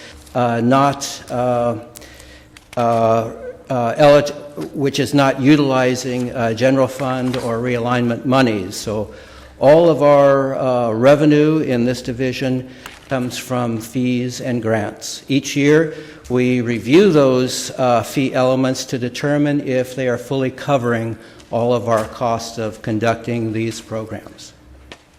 If the Board has any questions, I'm more than happy to answer them now. All right. Questions by members? No question. I'm glad to see that we're doing this annually in small increments.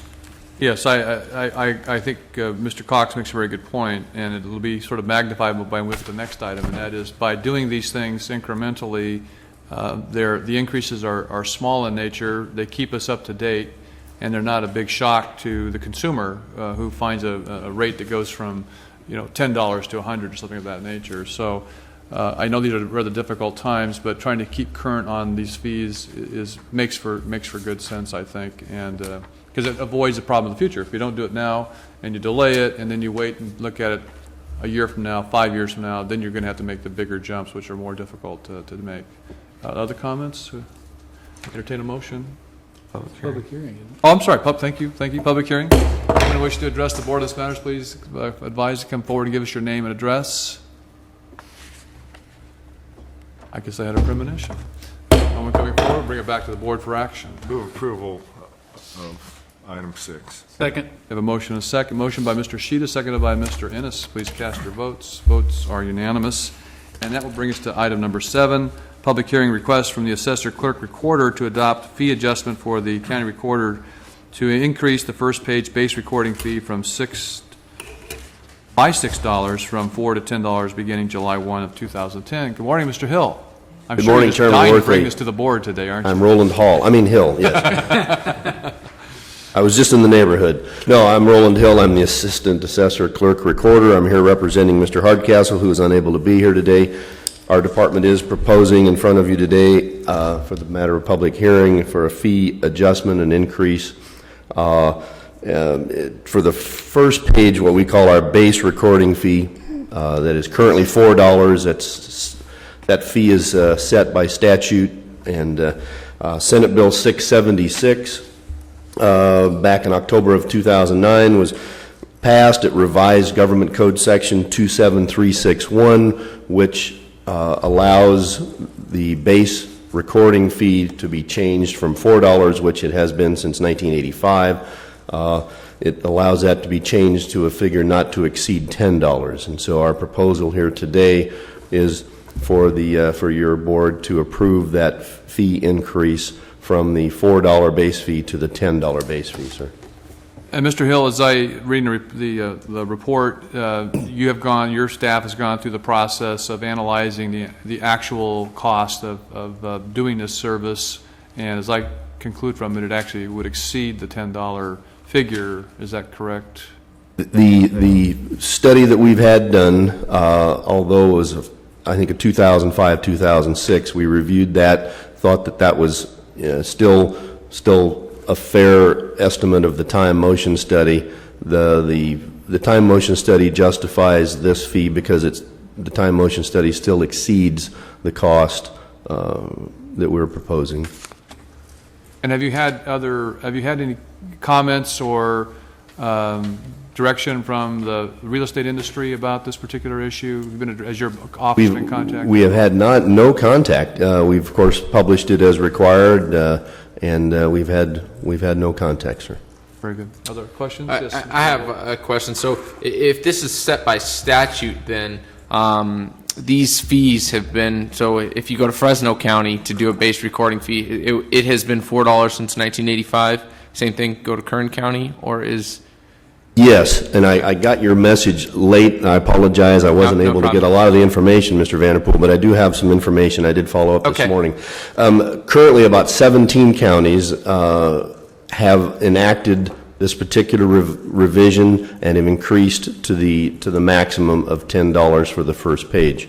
The local counties, your request was to determine if there are any local counties.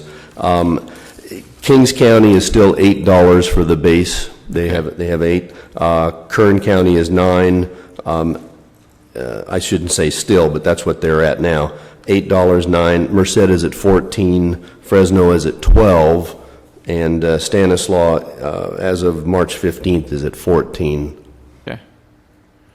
Okay, well, thank you for bringing that up. And I noticed in here the actual cost for Tulare County that you estimated in 2005, 2006 was about $17. That's correct. $17, That's correct. $70 or so. Yes. So raising it to $10 doesn't even cover the cost. And another thing too, I would be curious with all of the different, I guess you would say, efficiencies that have occurred over these past few years and the cuts. Would you say that cost has actually gone down in most recent years, or has it gone up, would you say? The predominant amount of efficiencies or the computerization that we've done was considered. It would already been done in that 2005, 2006 time motion study. Okay. All right. Those are good questions. Thank you. Any other questions or comments from board members? This is a public hearing, so I'll open the public hearing. Anyone wishing to address the board in this matter is asked to come forward, give us your name and address. Seeing and hearing no one, we will close the public comment period, bring it back for further discussion or action by the board. If I may, it's just a quick comment. I know a lot of times we publish things like we're supposed to, and people just don't read those.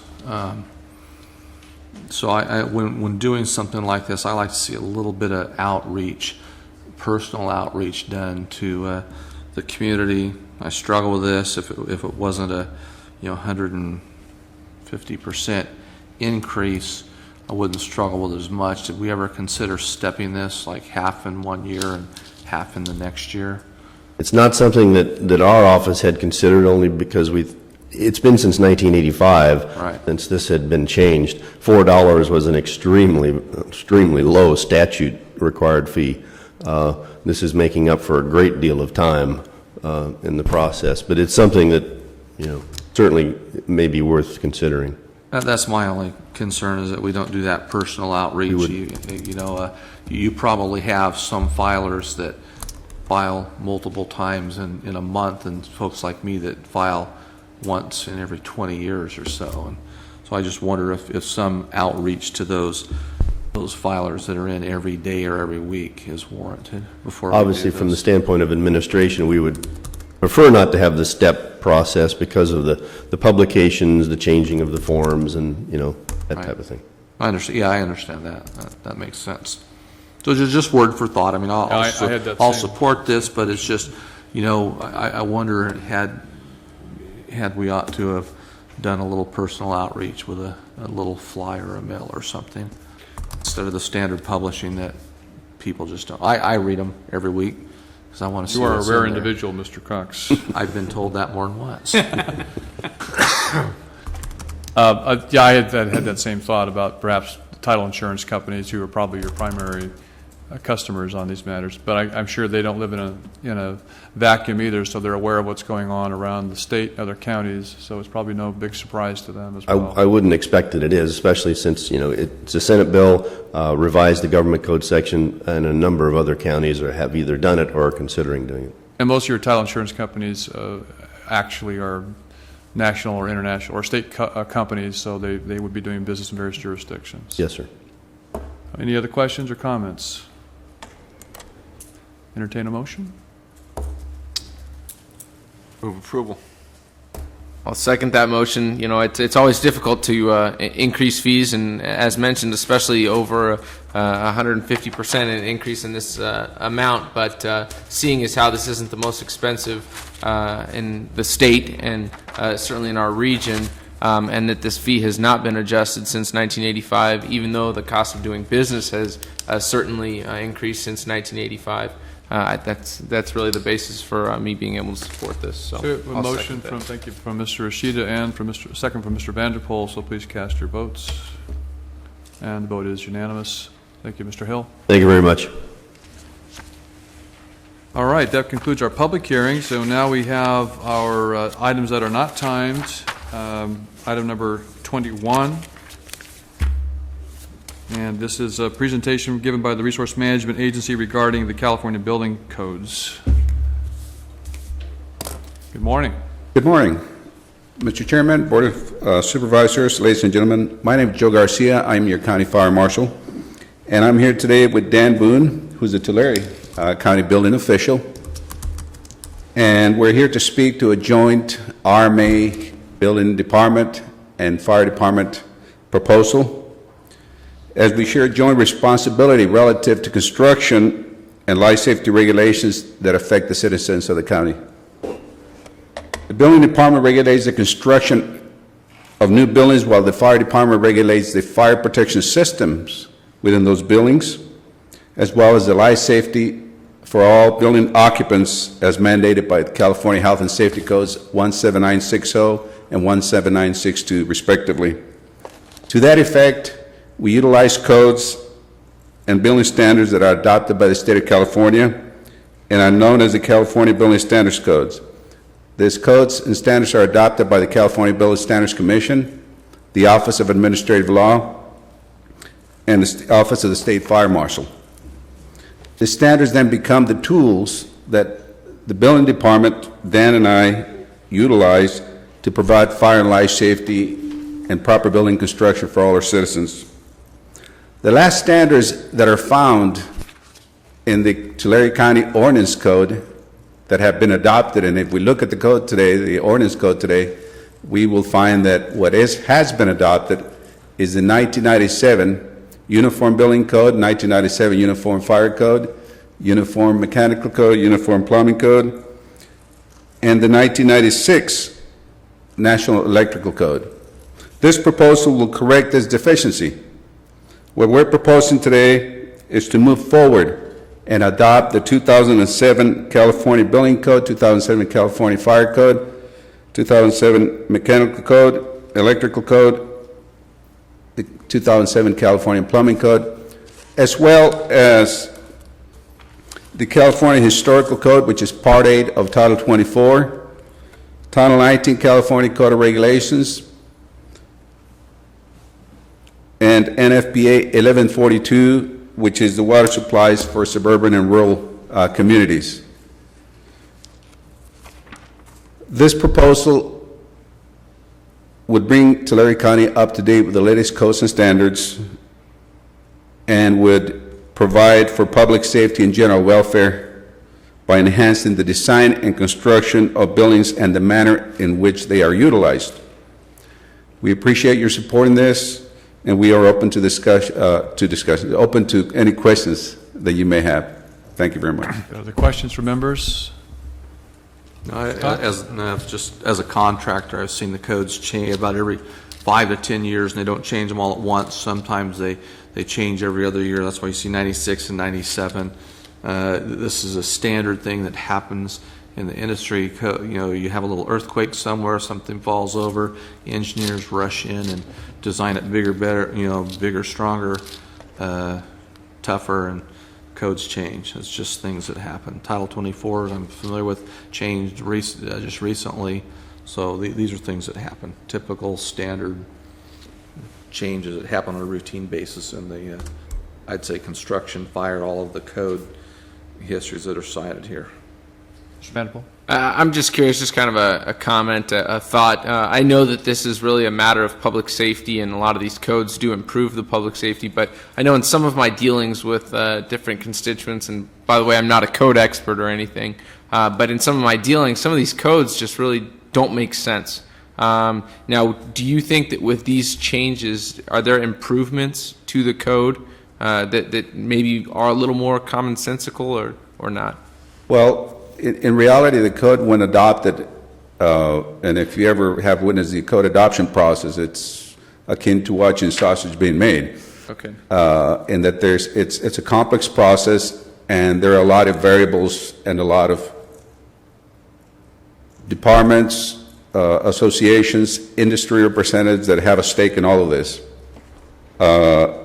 As the codes do get adopted, I will tell you that having worked with the codes for the last probably 28, 30 years, they are getting easier for the code user, and they are promoting a greater degree of fire and life safety. Okay, thank you. Questions, comments? If not, I entertain a motion. Motion to approve. I'll second that. A motion by Mr. Cox, seconded by Mr. Vanderpool. Please cast your vote. Vote is unanimous. Thank you, gentlemen. Thank you. And that concludes our general items today. Until 1:30 this afternoon, we have a number of public hearings scheduled at 1:30. And at this time, we have reason for closed session, Council. Yes, Mr. Chairman, you do. You have items A through R on your board's closed session agenda for today. I do not anticipate announcements. Excuse me. Very good. Thank you all for being here today. That includes all of them.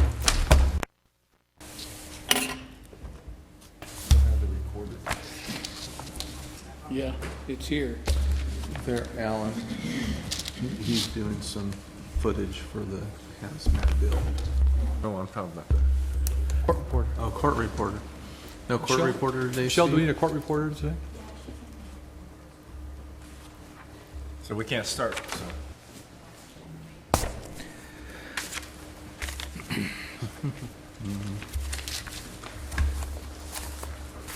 She's all set up over there, so she's already all set up.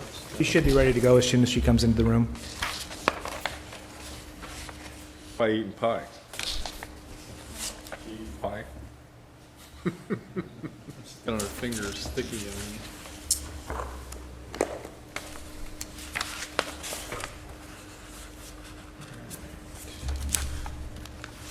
Yes.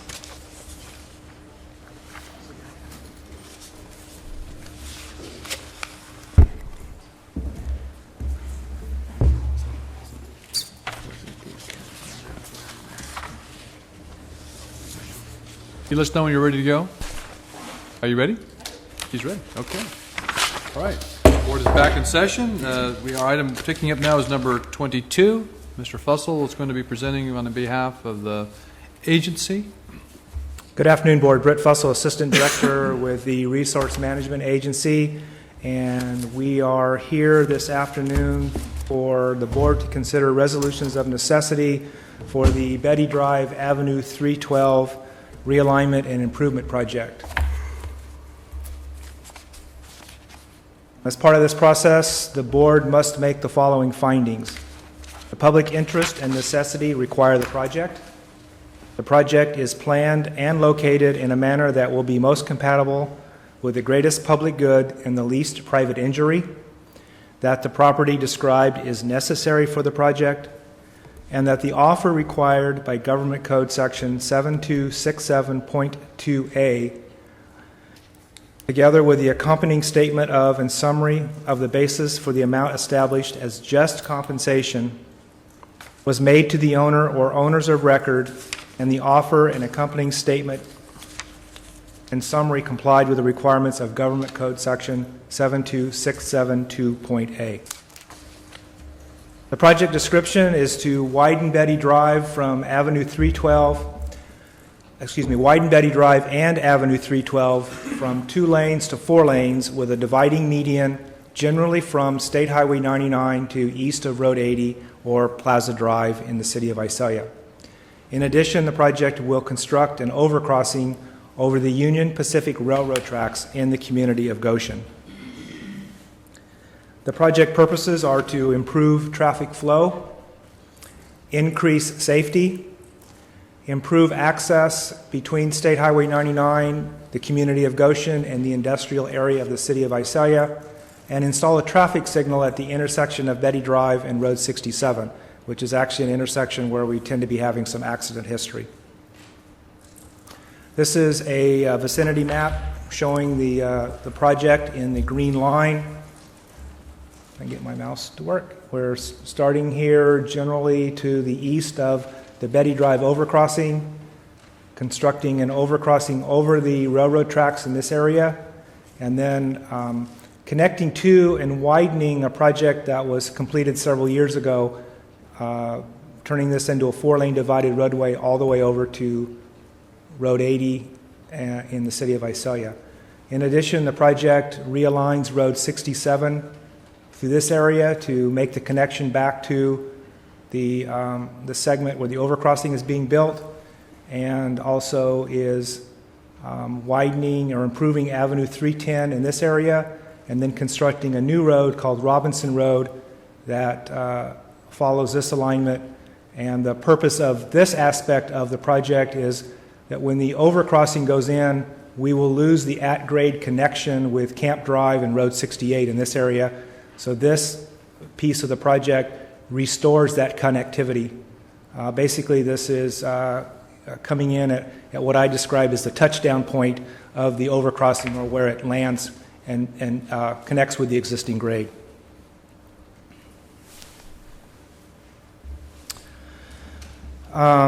Again, just real quickly, realigning and reconstructing Avenue 312. Phase 1 of the project started construction back in 2003 and was completed in 2004. This phase of the project realigned and reconstructed Avenue 312 between Camp Drive and east of Road 80. And basically what that project did was construct the north 2 lanes and median curb within the county section, basically what would be the westbound lanes, and then we split the traffic going east and west. and then constructed a full curved median and a lane in each direction within the city of Visalia limits. That's the project that was what we call Project Phase 1 and was completed back in 2004. And again, as I stated earlier, Phase 2 will complete the 4-lane divided roadway from State Route 99 to Road 80 in the city of Visalia, as well as construct the overcrossing. The Phase 2 project is going to be constructed in 2 phases. Phase 2A is the eastern segment and will commence at where the overcrossing comes down and basically touches the ground on the east side of the railroad tracks all the way over to Road 80. In addition, it will construct Robinson Road. And the reason for constructing Robinson Road with that phase is because once the overcrossing starts construction, we will lose the intersection of Camp and 68 with Avenue 312 Betty Drive. So we will have in place that, if you will, detour during construction. And then Phase 2B will, again, construct the overcrossing. And as part of that, we will eliminate the at-grade crossing that currently exists at Elder Avenue. Phase 2A right-of-way was acquired with the Phase 1 project. However, Phase 2A needs the right-of-way for Robinson Road, which is a topic of your discussion this afternoon, as well as some temporary easements along the Avenue 312 alignment. We do not need any more right-of-way to construct the project east of what I call the touchdown point. However, Phase 2B right-of-way is needed for the realignment of Betty Drive, the realignment of Road 67, and the overcrossing. And we're going to need to acquire right-of-way in fee for the right-of-way itself. Because it's an overcrossing, we have slopes we have to deal with, so we'll be acquiring permanent slope easements as well as temporary construction easements. The foundation or the basis for the project is located in several documents that the county and the redevelopment agency has adopted. The redevelopment plan for the Goshen redevelopment project, which was adopted in May of 1987, states substantial improvements to the freeway interchange at the Betty Drive and Highway 99, as well as to a route to be designated from this interchange through the community to the east. Objectives for this specific project include generally improved freeway access to the community and improved access to the economically important industrial park of the city of Visalia. Participation in this project by the city of Visalia may be sought by the agency. A midterm review was conducted in May of 2002 for the 2005-2009 period, and it goes on to add complete design of Phase 2 of the Betty Drive realignment and improvement project for the widening of the southbound 2 lanes and grade separation at railroad tracks. So the project was considered back when the redevelopment plan was adopted back in '87 and when it was reviewed in 2002. In addition, a project study report for project development support equivalent amendment approved in December 2008 states an increasing number of truck and automobile traffic are choosing to travel from the Betty Drive Route 99 interchange east on Betty Drive, then north on Camp Drive, or south on Road 68 to access the Road 80 corridor and northern area of the Visalia Industrial Park. The proposed project is needed to reroute the non-local traffic from the existing residential development within Goshen onto a designated truck route passing through the northern extremity of the community. With the future growth of the Visalia Industrial Park and planned industrial commercial development along Avenue 312, increased capacity is ultimately needed. In relative to the environmental process, the Tulare County Redevelopment Agency approved a subsequent negative declaration pursuant to the California Environmental Quality Act for the project on February 26, 2002. That document was tiered from the environmental impact report that was prepared for the Goshen and Rich Grove redevelopment plans, a final supplemental EIR for Goshen Community Services District annexation project, the City of Visalia Circulation Element EIR, and the City of Visalia Sanitary Sewer Master Plan EIR. An addendum to the subsequent negative declaration was approved by the Redevelopment Agency Environmental Assessment Officer on February 19th, 2010. And the Board of Directors, the Redevelopment Agency Board of Directors approved the Phase 2 project last Tuesday, April 13th, with that action retroactive back to November 10th, 2009 to include all of the portions of the project. The overcrossing itself is actually exempt from CEQA pursuant to the Public Resources Code. The California Transportation Commission, or the CTC, adopted a Proposition 1B Highway Railroad Crossing Safety Account list of projects back in August of 2008. And that list included a project to construct a grade separation on Betty Drive at the Union Pacific Railroad tracks. And what that action did is approved the availability of $12.175 million, which is 50% of the estimated project cost. That's a matching program. You have to dollar for dollar match. And so the balance of the funding for the project is from Measure R. In addition, the City of Visalia Transportation Impact Fee Program will be contributing about $3 million to the overall total project. And then any difference in funding between Measure R, the state Prop 1B money, and the City of Visalia money would be made up from the Goshen Redevelopment Project Area Tax Increment. In December of 2008, the Board of Directors of the Redevelopment Agency, as well as the Tulare County Board of Supervisors, approved a baseline agreement. County of Tulare is identified as the sponsoring agency, so it's from a sponsoring standpoint. Tulare County is sort of treated like how TCAG would be treated as a sponsoring agency for a project in which the county applies for STIP money or Prop 1B money for its projects. The redevelopment agency is actually the implementing agency, and they are the agency that will be putting the project out to bid. The agreement requires that the project be ready for bid by June of this year and requires that the project be under contract for construction by December of this year. And everything we're doing today is leading up to being able to submit for an allocation request for consideration by the CTC at their June 2010 meeting. Some information regarding public necessity and need for the project. Traffic volumes are expected to reach in excess of 24,000 vehicles per day by the year 2035. If the project is not undertaken, then we would be working at a level of service F. However, with the project that's before you today, we would be operating at a level of service C. And heavy trucks account for about 30% of that traffic. In addition, from July 1997 through March 2000, there were about 32 accidents just in the Goshen portion of the corridor, that basically the segment from Highway 99 to just east of Camp Drive. Fortunately, there were no fatal accidents. In addition, relative to the train tracks through the area, there are anywhere from 13 to 22 freight trains per day in Goshen. And I did have a chance last night to take a look at accident history relative to the train.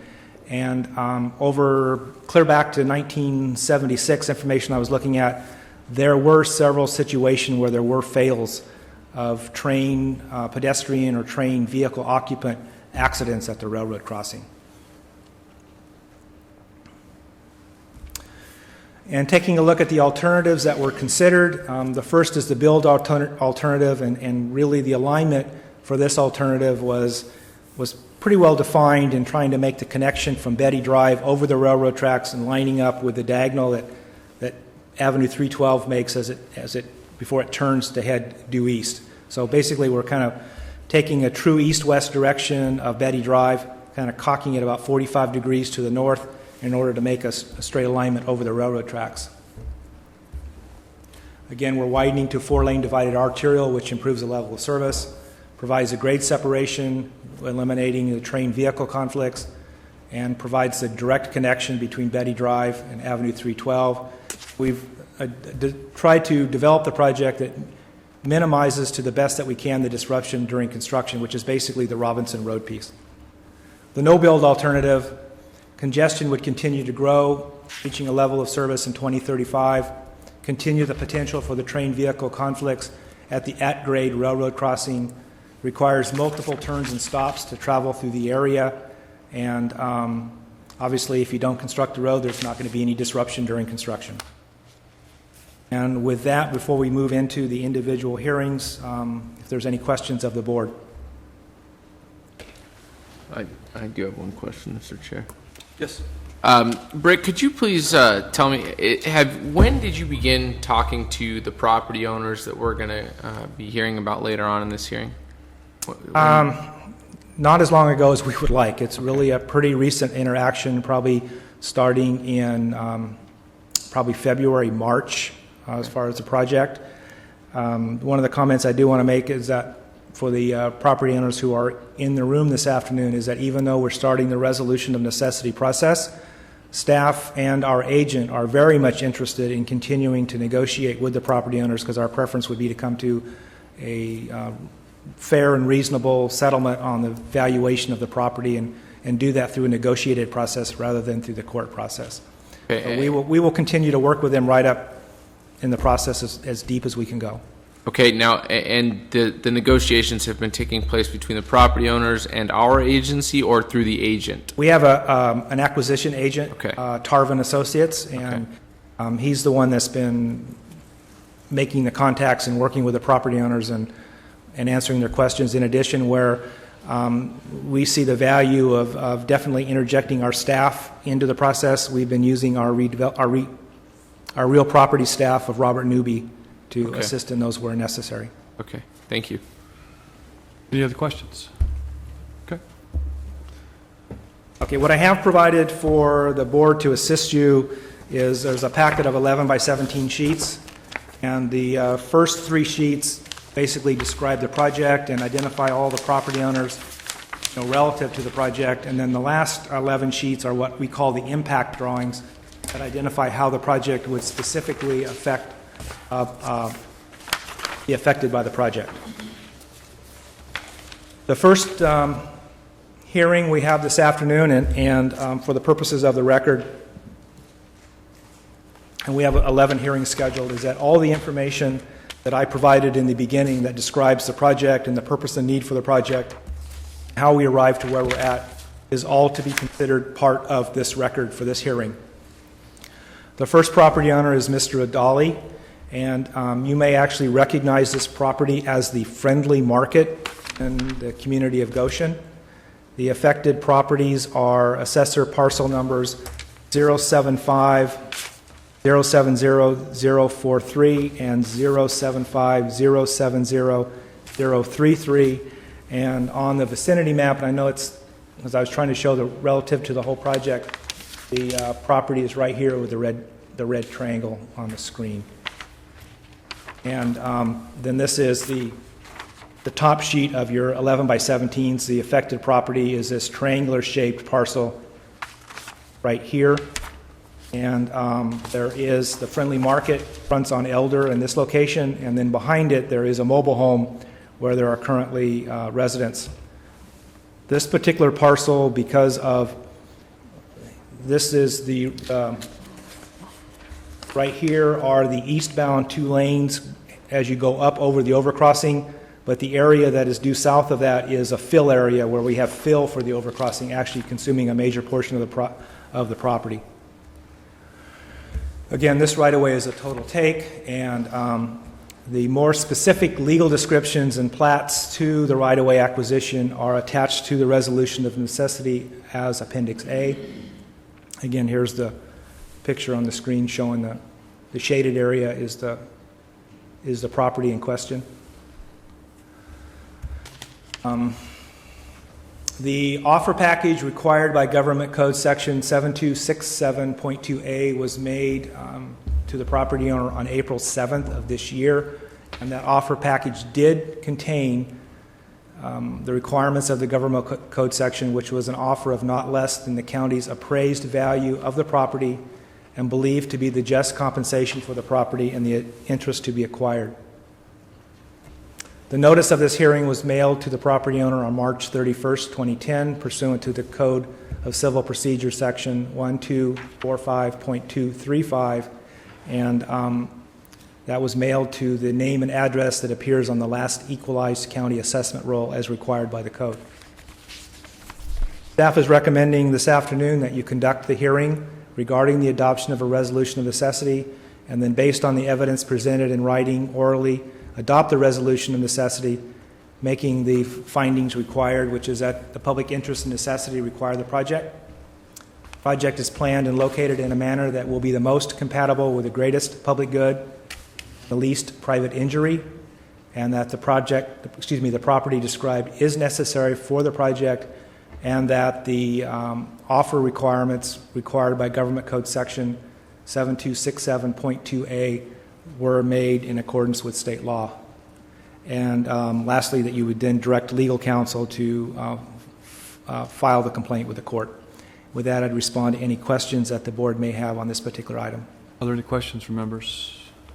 Not. This is a public hearing. We'll open the public hearing at this time. Anyone wishing to address the board on item number 22, as presented by staff, is invited to come forward this time. Give us your name and address, please. Seeing and hearing no one, we will close the public comment and bring it back to the board for action. Motion to approve. Second. We have a motion by Supervisor Cox, seconded by Supervisor Ishida. Please cast your vote. Vote is unanimous in approval. Thank you, Britt. On to item number 23. Yes, the next item is a resolution of necessity hearing for Eugene Busby and Wanda Busby. And again, all of my initial comments regarding the project, its description and history are to be included as part of the public record for this hearing. The affected property is assessor's parcel number 075-070-023. The location is south of the current Betty Drive Elder, so it's south of the proposed project and actually is on the corner of Elder and Road 67. And here is a larger scale drawing of it. It's this property right here with the red cloud around it. This is where, oops, let me get my mouse to work. Road 67 currently comes up straight through due north-south, and Road 67 is being realigned to cross the new realigned Betty Drive at 90 degrees and then continuing up. The only thing that's required on this particular property is a 10-foot temporary construction easement across both the Elder Avenue frontage and the Road 67 frontage. And the specific description for the TCE is attached to the resolution of necessity as Appendix A. And then here's a drawing that's even larger scale, which shows the TCE requirement across the north property line and across the west property line. And again, the realigned 67 is right here. Elder Avenue is right through here. It will basically be cut off. The project includes Elder Avenue coming in and being able to access the property on the north side about mid-frontage. In addition, you can't see all of it here, but there's a turnaround for people who come down, need to make a turnaround to get back out. And then, just for clarification, the access off of Road 67 will cease to exist with this project. Well, actually, we're showing a proposed driveway that you would be able to access the site off of 67. However, what is happening here is that you can see that we've got some fill. So this is already starting to climb. So Road 67 is coming up to match the grade of the Betty Drive. So this will be higher than it exists in the field today. And you would, as you enter this, you would be going down into the property. All right. Thank you. The offer package required by Government Code Section 7267.2A was made to the Busbys on April 7th of here, and that offer was not less than the county's appraised value for the TCE to be acquired and is believed to be the just compensation for the property and interest to be acquired.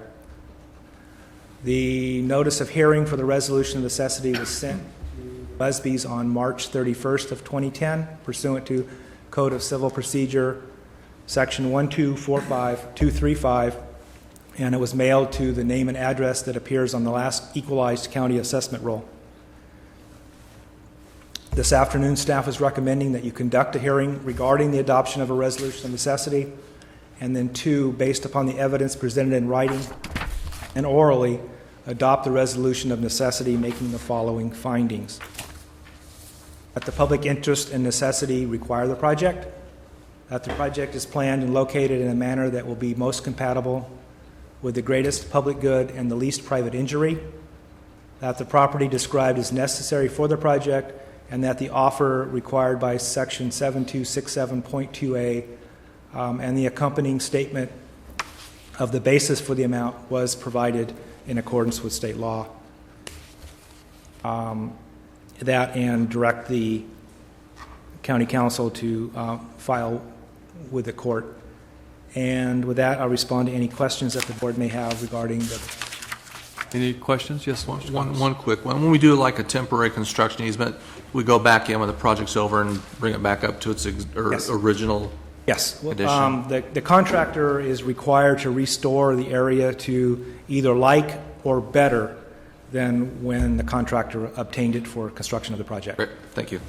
Any other questions? All right, this is a public hearing. Open the public hearing. This is on item number 23. Anyone wishing to appear on behalf of the property owner this time? Seeing and hearing no one, we'll close the public hearing and bring it back to the board for action. Move for approval. Second. Motion by Mr. Ennis, seconded by Mr. Sheeta. Please cast your votes. Votes are unanimous. Thank you, Mr. Fussell. On to item number 24. Yes. This is a resolution of necessity hearing for Francis L. Cutler and Frederick M. Cutler. And again, all of the information that I presented at the beginning of today's meeting relative to the project is to be included as part of the public record for this resolution of necessity. The property is commonly referred to as assessor parcel numbers 075-070028 and 075-070042. And the property is located on the north side of the realigned Betty Drive. And you might better know this property as the site where Lydia's Restaurant is located in the community of Goshen. The property is, let's see here, it's these two pieces right here. It's a triangular shaped property up here, and then a rectangular shaped parcel right here. The rectangular shaped parcel or APN will be a total take. There would be a slope easement and a temporary construction easement on the remainder, and this dashed outline is the Lydia's Restaurant, which we are able to save as a result of this design. Again, triangular shaped property, slope easement, and a TCE is required. The description of all three of these are attached to the resolution of necessity as Appendix A, and you should have a revised resolution before you. In going through the documents today, I noticed that I had missed including the temporary construction easement as an attachment to Exhibit A. That has now been included in with the resolution. So the resolution you'll be acting on is the one that I handed out to you this afternoon. A little greater detail. The right-of-way take area is this double-hatched area. We're taking, again, this entire parcel and then this portion of the triangular-shaped property. There's a permanent slope easement that's located right here to accommodate the slope of the structure, and then there is a retaining wall that's being constructed adjacent to the road that then allows the ability to retain Lydia's Restaurant without having to take the entire parcel for fill area. The offer package required by Government Code Section 7267.2A was made to the Cutlers on April 7th, 2010, and that package consisted of an offer not less than the county's appraised value of the property and is believed to be the just compensation for the property interest to be acquired. Notice of the hearing this afternoon was mailed to the Cutlers on March 31st of 2010 pursuant to Code of Civil Procedure Section 1245235, which was mailed to the name and address that appears on the last equalized county assessment roll. This afternoon, staff is recommending that your board conduct the hearing regarding the adoption of the resolution of necessity, and then based upon the evidence presented in writing and orally, adopt the resolution of necessity, making the following findings. The public interest and necessity require the project. The project is planned and located in the manner that will be most compatible with the greatest public good and least private injury. The property described is necessary for the project, and the offer required by Section 7267.2A of the Government Code, along with the accompanying statements and summary of the basis for the amount established as just compensation, was made in accordance with said Government Code section. And in addition, the action would be to direct County Council to file the lawsuit with the court. And with that, staff would respond to any questions regarding the Cutler property. Any questions, Supervisor Mento? Yes. I do have one question. This is kind of, I'm not familiar with any situation where we have dealt with like a restaurant establishment for this, as in this case. Do we do anything, or do we consider at all the fact that we're going to be very much limiting their access of their patrons to the facility? Is there any compensation that's made or not? Well, the appraisal, would take into account all of those issues in attempting to appraise the fair market value and any damages that are to the resultant remainder. And in addition, in the negotiation process, the property owner could say, I don't think you've fully accounted for all the damages that my occupant, my tenant of my building could have. I need some additional compensation for that. So all of that would sort itself out through the negotiation process. Thank you. And to follow up on that, Britt, is there not a separate negotiation with the actual tenant? I mean, the tenant has property rights as well. Is that correct, above and beyond the actual real estate here? Not in this case, because we're not actually taking the property itself. Okay. But would they have the ability to interject themselves? Sure, because they're aware of the project, and and I know the property owner is aware of it. We've actually had some tentative conversations with them that are actually generally acceptable to what's going on. Unfortunately, we're not able to drop any of these off today. I really would like to, but I was waiting for signed agreements. This is one that we think is very close to signing, but we just don't have it yet today. Very good. I think we have everything squared away on this one. Any other questions? No. Then we'll open the public hearing. This is on item number 24. Is that correct? 24, yeah. Cutler property, item 24. Are there any comments from the public? Seeing and hearing no one, we'll close the public comment, bring it back to the board for action. Motion to approve. Motion by Supervisor Cox, seconded by Supervisor Vanderpool. Please cast your votes. Votes are cast unanimously. And we move forward to item number 24. Yes, this is item 24. Resolution of necessity hearing for Randy E. Dugan and Jeannie Dugan. And again, all of my comments that I made in the very beginning relative to the project itself are to be included as part of the public record for this hearing. Affected properties are assessor parcel numbers 075, 050, 029, 075, 060, 009. And the location is north of the realigned Betty Drive and the overcrossing, and the right-of-way, I'll show you in a moment, is necessary for the realignment of Road 67 as it. Here's a larger picture of the area. It's this trapezoidal-shaped property that's right here, and the right-of-way that's required is for the realignment of Road 67 along with a temporary construction easement. And it's basically a strip of land 60 feet wide for the roadway and a 10-foot TCE. And the property is described in the Appendix A to the Resolution of Necessity. We'd be requiring the right-of-way and fee title and the TCE as a temporary easement. And here's an even larger blow-up showing the relationship of the right-of-way take, which is the double cross-hatched area, the TCE, which is temporary in nature, is the single hatched area. The balance of the property would be retained by the property owner.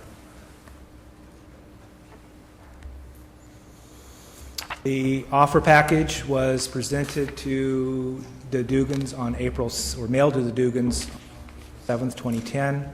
And again, that consisted of not less than the county's appraised value of the property and believed to be the just compensation for the property and the interest to be acquired.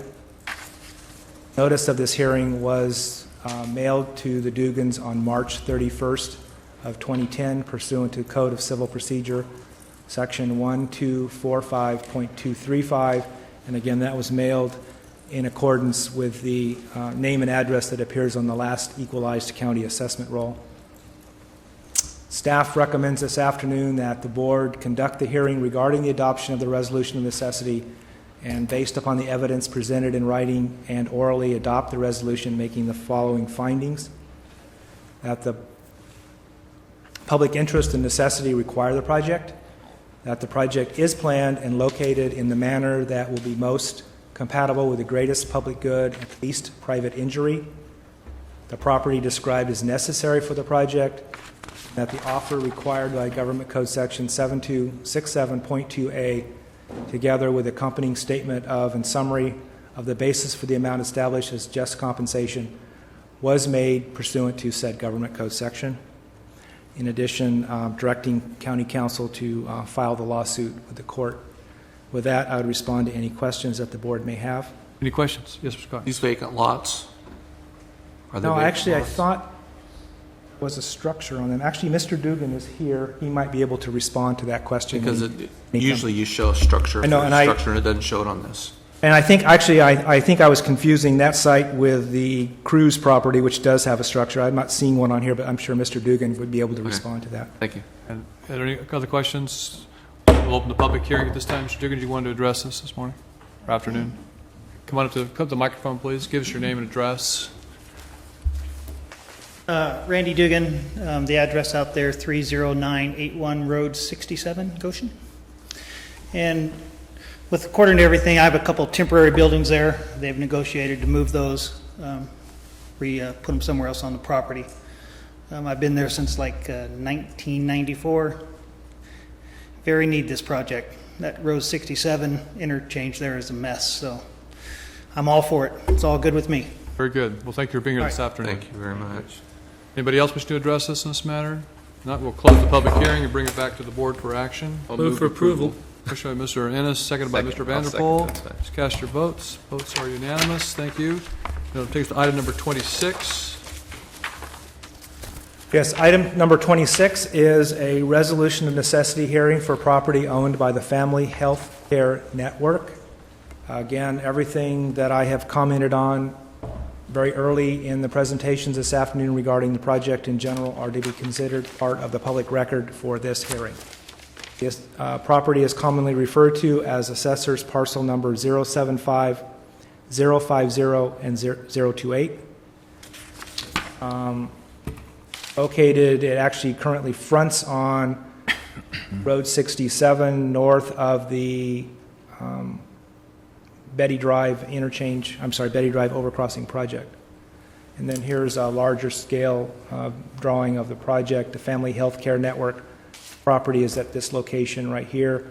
Road 67 currently goes through and makes a connection onto Effie Drive.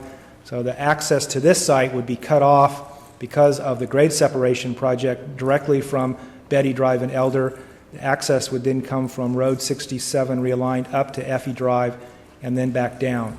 And on this particular property, what is needed is only a 10-foot temporary construction easement down in the southeast corner of the property, which is 40 feet long along the east property line and 30 feet long along the south property line, and the TCE, which is a temporary easement described in Appendix A attached to the resolution of necessity. Here's a larger detailed graphic of it. Here's the TCE area, here's the Family Health Care Network building, and here's the parking lot for the site. The offer package was presented to Family Health Care Network back on April 7th of 2010. And again, it consisted of an offer of not less than the county's appraised value of the property and believed to be just compensation for the property and the interest to be acquired.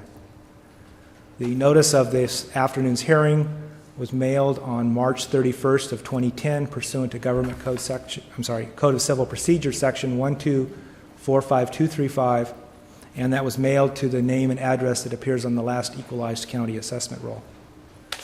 This afternoon, staff is recommending that the board conduct a hearing regarding the adoption of the resolution of necessity, and based upon the evidence presented in writing and orally, adopt the resolution of necessity, making the following findings. The public interest and necessity require the project. The project is planned and located in the manner that will be the most compatible with the greatest public good and least private injury. The property described is necessary for the project, and the offer required by Government Code Section 7267.2A, together with the accompanying statement and summary of the basis for the amount established as the just compensation, was made to the owners of record, and the offer accompanying the statement complied with said Government Code section. In addition, we would be asking the board to authorize County Council to file with the court the resolution of necessity. And with that, I would answer any questions, and I believe Mr. Foster is in the room to speak to this. Any questions, members? Not? Open the public hearing. Invite Mr. Foster to the lectern. Good afternoon. I'm Harry Foster, excuse me, CEO at Family Healthcare Network. I reside at 5929 West Buena Vista Court in Visalia. And we are also very much in support of this project. It's very much needed.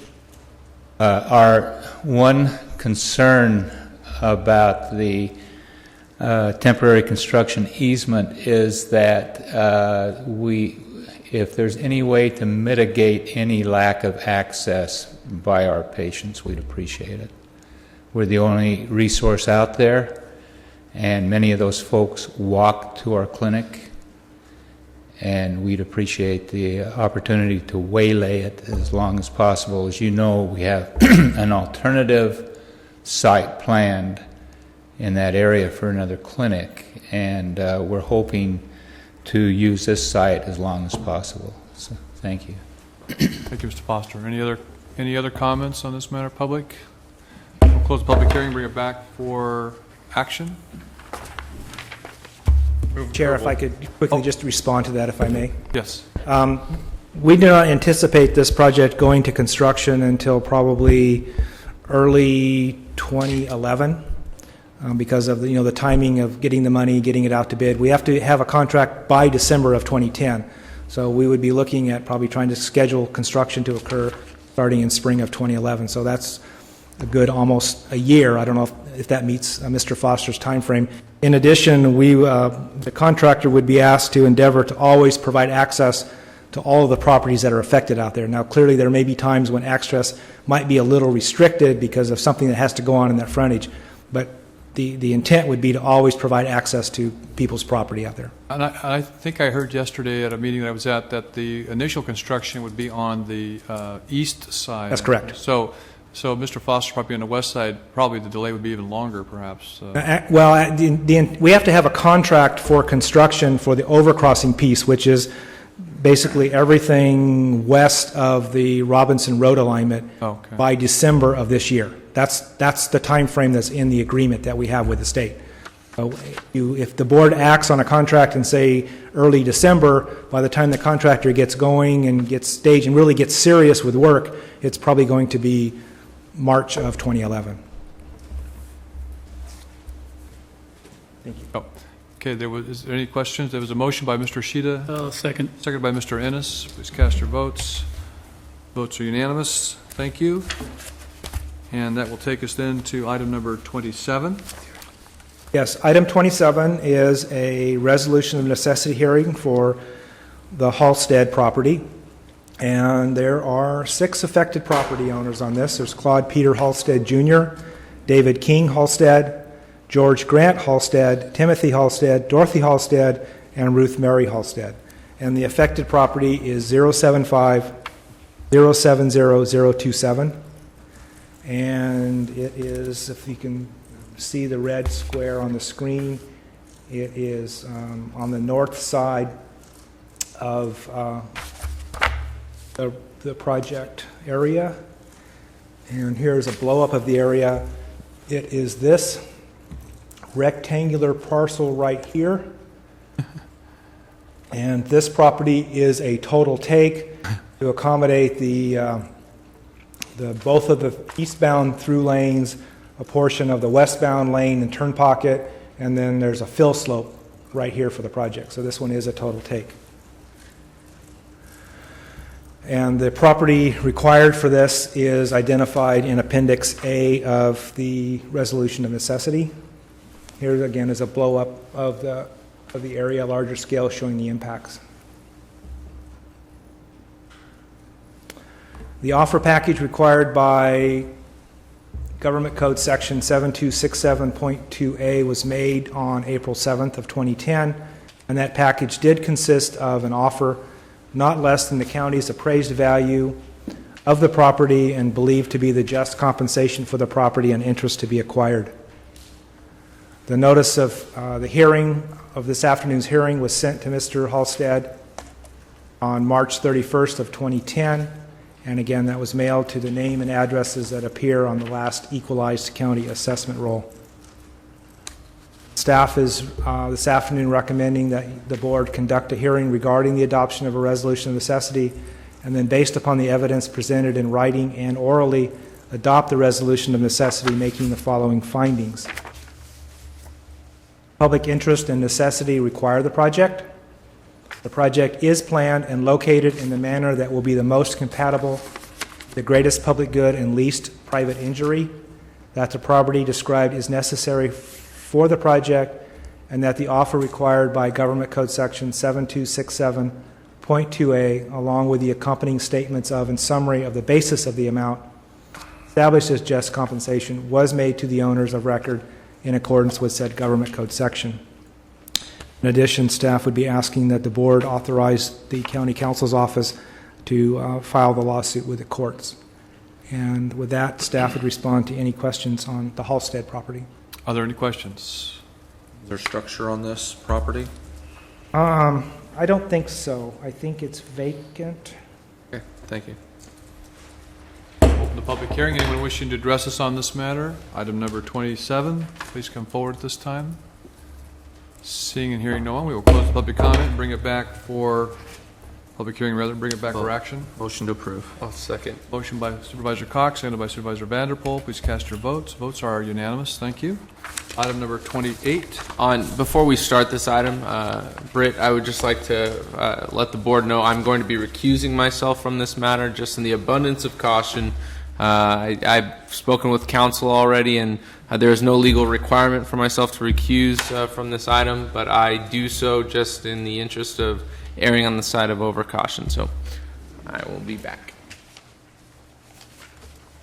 Thank you, Supervisor Vanderpool. We'll proceed then. This item is a resolution of necessity for the Cruz Family Trust as well as the Kevin and Nina Cruz Family Trust. And all of the information that I presented at the very beginning of the hearings this afternoon relative to the general project are to be included as part of the public record for this resolution of necessity. The assessor's parcel numbers that are affected by this action this afternoon is 075 050 023 024 and 025, and APN 075 050 030. The location is an L-shaped property that is to the north of the realigned Betty Drive. The properties are the hatched area, the grade area is right here. These properties here that front onto the existing Road 67 alignment are total takes to account for the road plus the fill area. The larger APN that is to the west, everything is being acquired that is to the west of the east right-of-way line for the realigned Road 67. And in addition to the right-of-way for the road, there is a varying width temporary construction easement. And as you can see on this particular property, there is an existing structure that is being saved and being worked around for the project. Again, there's right-of-ways required for the realignment of Road 67. There's a small slope easement that will be required, which will be a permanent easement. In addition, there's the TCE that I spoke of, which is temporary in nature. All of those are identified and specifically described in Appendix A to the Resolution of Necessity. Larger graphic of the area. And you can see the house up here that we're able to protect and save.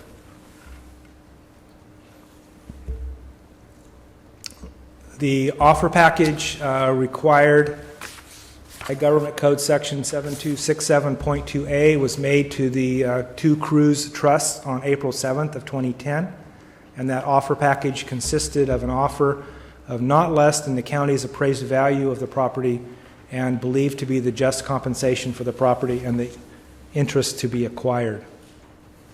The notice of this hearing was sent to the cruise trusts on March 31st of 2010, pursuant to the Code of Civil Procedure, Section 1245.235.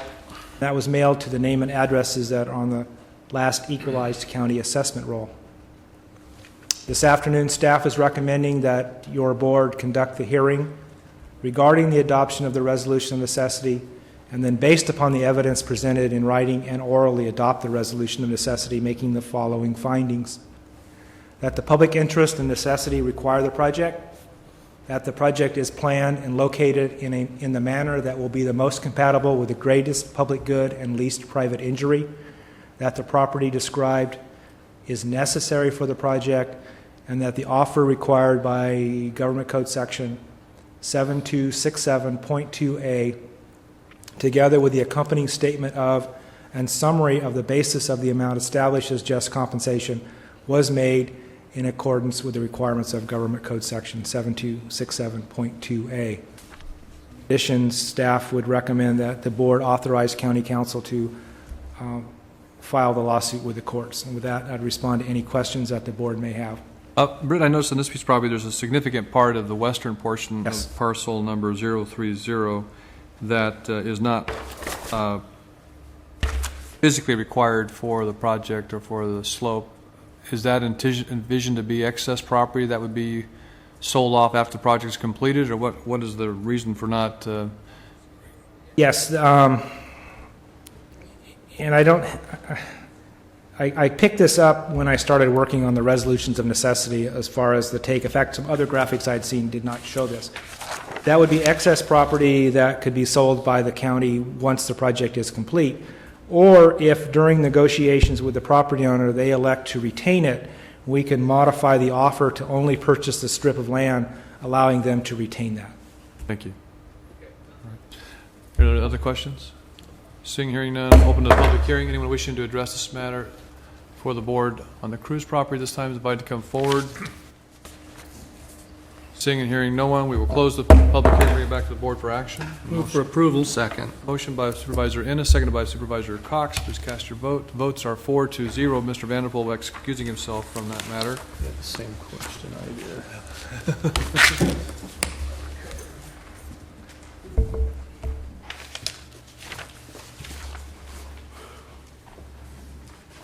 All right, that will bring us then to item number 20. Are we on 8? Or I mean on 9? 29? 29. Item 29. Thank you. Item 29 is a resolution of necessity hearing to acquire property from the Mac and Francis V. Lazarus Family Trust.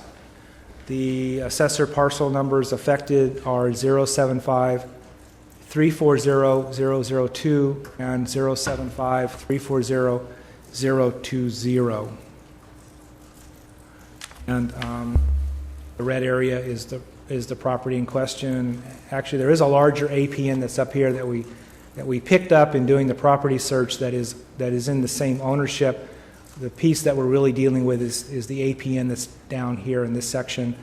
And the road 67 alignment actually does not need right-of-way from this property, the Lazarus property. It actually is coming entirely off of the Dugan property. So even though it's adjacent here, it's not affecting the property. In fact, actually might provide a benefit to the property because it provides road frontage for future development.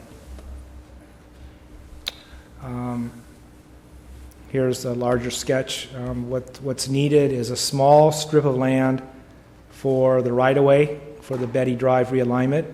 And then there is a very small slope easement. It's difficult to see on this sketch if I get my mouse to work. Adjacent to that, and then there is a temporary construction easement. Right-of-way would be acquired in fee. The slope easement would be acquired as a permanent easement, and then the TCE would be temporary in nature only during the period of construction. And the descriptions of these are included in Appendix A attached to the resolution of necessity. This picture is probably a little easier to see. Right-of-way is this double hatch section, and then the slope easement, right, a little narrow strip behind it, and then the temporary construction easement, which is actually probably the bigger piece, which is needed for temporary during construction. The offer package required by Government Code Section 7267.2A was made on April 7th, and that package consisted of an offer of not less than the county's appraised value of the property and believed to be just compensation for the property and the interest to be acquired. Notice of this hearing was mailed to the Lazarus Family Trust on March 31st, 2010, pursuant to Code of Civil Procedure Section 1245.235, and that notice was mailed to the name and address that appears on the last equalized county assessment roll. Excuse me. Staff is recommending that the board conduct the hearing regarding the adoption of the resolution of necessity, and then based upon the evidence presented in writing and orally, adopt the resolution of necessity, making the following findings. Public interest and necessity require the project, that the project is planned and located in the manner that will be the most compatible with the greatest public good and the least private injury, that the property described is necessary for the project, and that the offer required by Government Code Section 7267.2A, together with the accompanying statements of and summary of the basis for that amount, established as just compensation, was made to the owners of record in accordance with said Government Code section, and that the board direct county council to authorize county council to go ahead and file the lawsuit. I do want to add, because I think I missed it up front, is that all of the information presented in the early discussion and presentation of the project is to be included as part of the public record for this resolution of necessity. And with that, I'd respond to any questions that the board may have. Any questions, board members? Public hearing, open the public hearing at this time. Anyone wishing to address this matter on the Lazarus property is asked to come forward this time. I was kind of hoping someone would show up, because I'm old enough to remember Mac Lazarus, and I'd stand on my head to make you a deal. I'm really showing my age now. Okay, we'll go on to close the public hearing and bring it back. Move for approval. Motion by Ennis, and second. seconded by Supervisor Vanderpool. Please cast your votes. Are unanimous in support. Probably stood his head one too many times. Okay, item number 30. Item number 30, and there's only 3 more to go, board, is a resolution of necessity for the Patel property. The affected property is also known as Assessor's Parcel Number 075-050-005, and all the comments that I made relative to the project at the very beginning are to be included as part of the public record for this resolution of necessity hearing. It's very difficult to see, but there's a small area that's at the southwest corner of the intersection of the realigned Road 67 and Betty Drive. Here's a larger scale picture of it. It's the triangular shaped property that we're dealing with. Basically the triangle on the corner, it would be acquired in fee for right-of-way for the Road 67 realignment. As I indicated during the description of the project, Road 67 begins to climb at this point to come to grade with the Betty Drive as it begins to climb to go over the railroad tracks. There's a small slope easement to accommodate that in this area. Then behind it is a temporary construction easement to allow for construction of the project. The right-of-way would be acquired in fee, the slope easement would be acquired as a permanent easement, and the temporary construction easement would be temporary during the course of construction. And the descriptions and the plats related to these are described in Appendix A attached to the resolution of necessity. And this is probably a graphic that's a little better to see what's going on. The right-of-way that's required for the realignment of Road 67, the slope easement behind it, and then the temporary construction easement. The offer package was made to Mr. Patel on April 7th of 2010, and that package consisted of an offer not less than the county's appraised value of the property and believed to be just compensation for the property and interest to be acquired. Notice of this hearing was sent on March 31st of 2010 pursuant to the Code of Civil Procedure, Section 1245.235, and that notice was mailed to the name and address that appears on the last equalized county assessment roll. This afternoon, staff is recommending that the board conduct a hearing regarding the adoption of a resolution of necessity, and based upon the evidence that's been presented to you in writing and orally, adopt the resolution of necessity, making the following findings. That the public interest and necessity require the project. The project is planned and located in the manner that will be most compatible with the greatest public good and least private injury, that the property described is necessary for the project, and that the offer required by Section 7267.2A of the Government Code, along with the accompanying statement of and summary of the basis for the amount established as just compensation, was made to the owners in accordance with said Government Code section. In addition, staff recommends that the board authorize County Council to file the lawsuit with the courts. With that, respond to any questions that the board may have. Mr. Fussell, I was just curious, is there any issue about access to this parcel after this project is completed?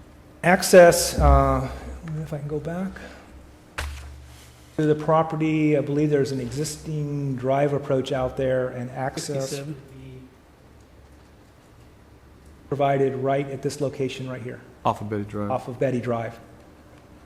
Access off of Road 67 is probably a little more problematic, given the fill coming down into the property, but there still would be access retained. All right. Are there any questions? Other questions? One. Yes, Mr. Is there a home there? I don't think so. I think my records are showing that the property is being vacant. Okay, thank you. All right. So, public hearing. Anyone wishing to address this on the Patel property is invited to come forward at this time. Seeing and hearing no, we will close the public hearing and bring it back to the board for action. Motion to approve. Second. Motion by Supervisor Cox, seconded by Supervisor Ishida. Please cast your votes. Votes are unanimous. And that brings us to item number 31.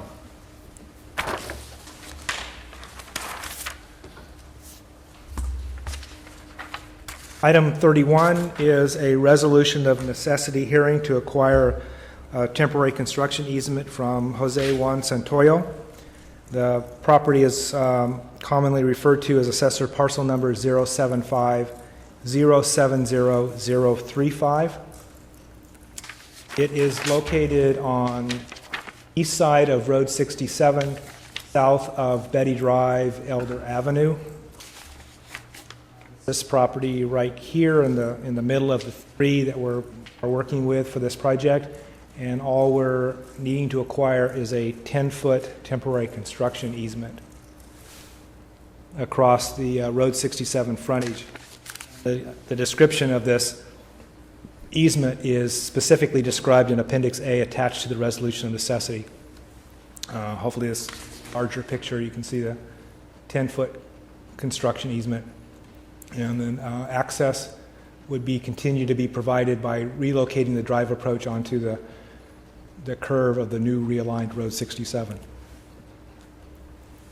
The offer package required by Government Code Section 7267.2A was made to Mr. Santoya on April 7th of 2010, and that package consisted of an offer not less than the county's appraised value of the property and believed to be just compensation for the interest to be acquired.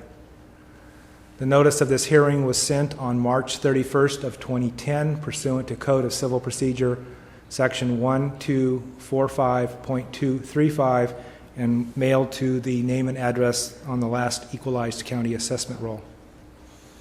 The staff is recommending that the board conduct a hearing regarding the adoption of a resolution of necessity, and based on the evidence presented in writing and orally adopt a resolution of necessity, making the following findings: that the public interest and necessity require the project, that the project is planned and located in the manner that will be most compatible with the greatest public good and the least private injury, that the property described is necessary for the project, and that the offer required by Government Code Section 7267.2A, together with the accompanying statement of and summary of the basis for the amount established as the just compensation, was made to the property owner in accordance with the requirements of said Government Code section, and that the board authorize county council to file the lawsuit in the court.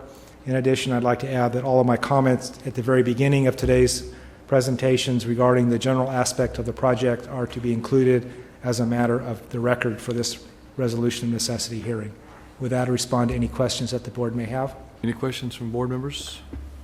No questions? So public hearing, we'll open the public hearing regarding the Santoyo property. Anyone wishing to address the board in this matter is invited to come forward at this time.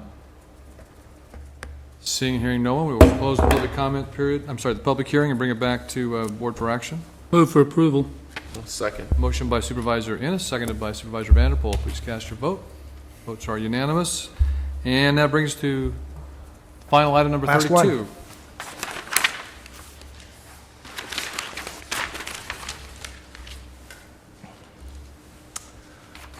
The last resolution of necessity this afternoon is for property that is held by the Triple D Ranch Limited Partnership. This property is required for what we describe as the Phase 2A portion of the project, which is the Robinson Road alignment, and again, it provides for another route through the area after we close the intersection of Camp Drive and Road 68 and Avenue 312. The affected parcel numbers are APNs 075170024, 075170025, 075170026, 075170027, and 075170028. And it's the large red area on this. Oops. All the affected properties. Here's the realigned, or the Robinson Road alignment as it goes through the property. Property required for Avenue 310. And then this shows it in a little greater detail.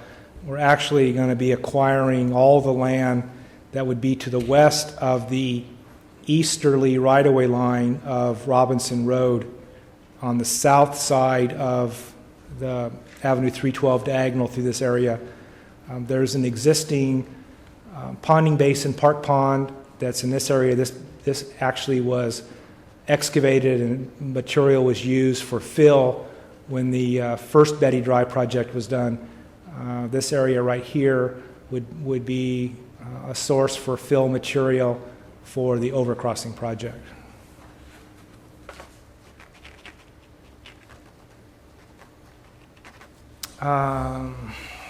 60-foot strip of land that is actually to the north would be acquired to bring Robinson Road back and make the connection to Road 68. In addition, there's right-of-way slope easement and a temporary construction easement along the north side of the diagonal 312 as the overcrossing, we call it, what I reference as the touchdown point, which is about in this area right here. And then there's also temporary construction easements along the south and north side across the Triple D Ranch LP property. Slope easement, the right-of-way would be acquired in fee title. The slope easement would be acquired as a permanent easement, and the TCE would be acquired as a temporary easement. And the descriptions and the plats for these are included in the resolution of necessity as Appendix A. A little greater detail. The offer package required by Section 7267.2A of the Government Code was made to Triple D Ranch on April 7th of 2010, and that offer was not less than the county's appraised value of the property and believed to be the just compensation for the property and the interest to be acquired. The notice of the hearing this afternoon was mailed on March 31st of 2010 pursuant to Code of Civil Procedure Section 1245.235, and that was mailed to the name and addresses that appear on the last equalized county assessment roll. The staff is recommending that the board conduct the hearing regarding the resolution of necessity, and then based upon the evidence presented in writing and orally adopt the resolution of necessity, making the following findings. Public interest and necessity require the project, that the project is planned and located in the manner that will be the most compatible with the greatest public good and least private injury. The property described is necessary for the project, and that the offer required by Government Code Section 7267.2A, together with the accompanying statement of and summary of the basis for the amount established as just compensation, was made to the owners of record in accordance with said Government Code section. Staff would also recommend that the board authorize County Council to file the lawsuit with the court.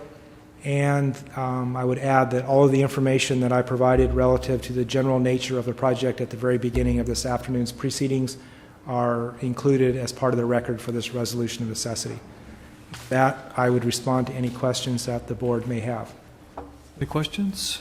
Bert, I noticed you were talking about that property, that the 024 parcel that's adjacent to the existing detention pond, and so the plan is to actually excavate that also? Sure. And that's required, is the extra detention capacity required as a part of this project, or is that just primarily to provide fill? I don't know that the extra retention or detention is required for the project, but definitely we have a need for fill material to build the project. And as I understand it, then that remaining property would become part and parcel of Yes. the existing park that's there now? That's correct, yes. Okay.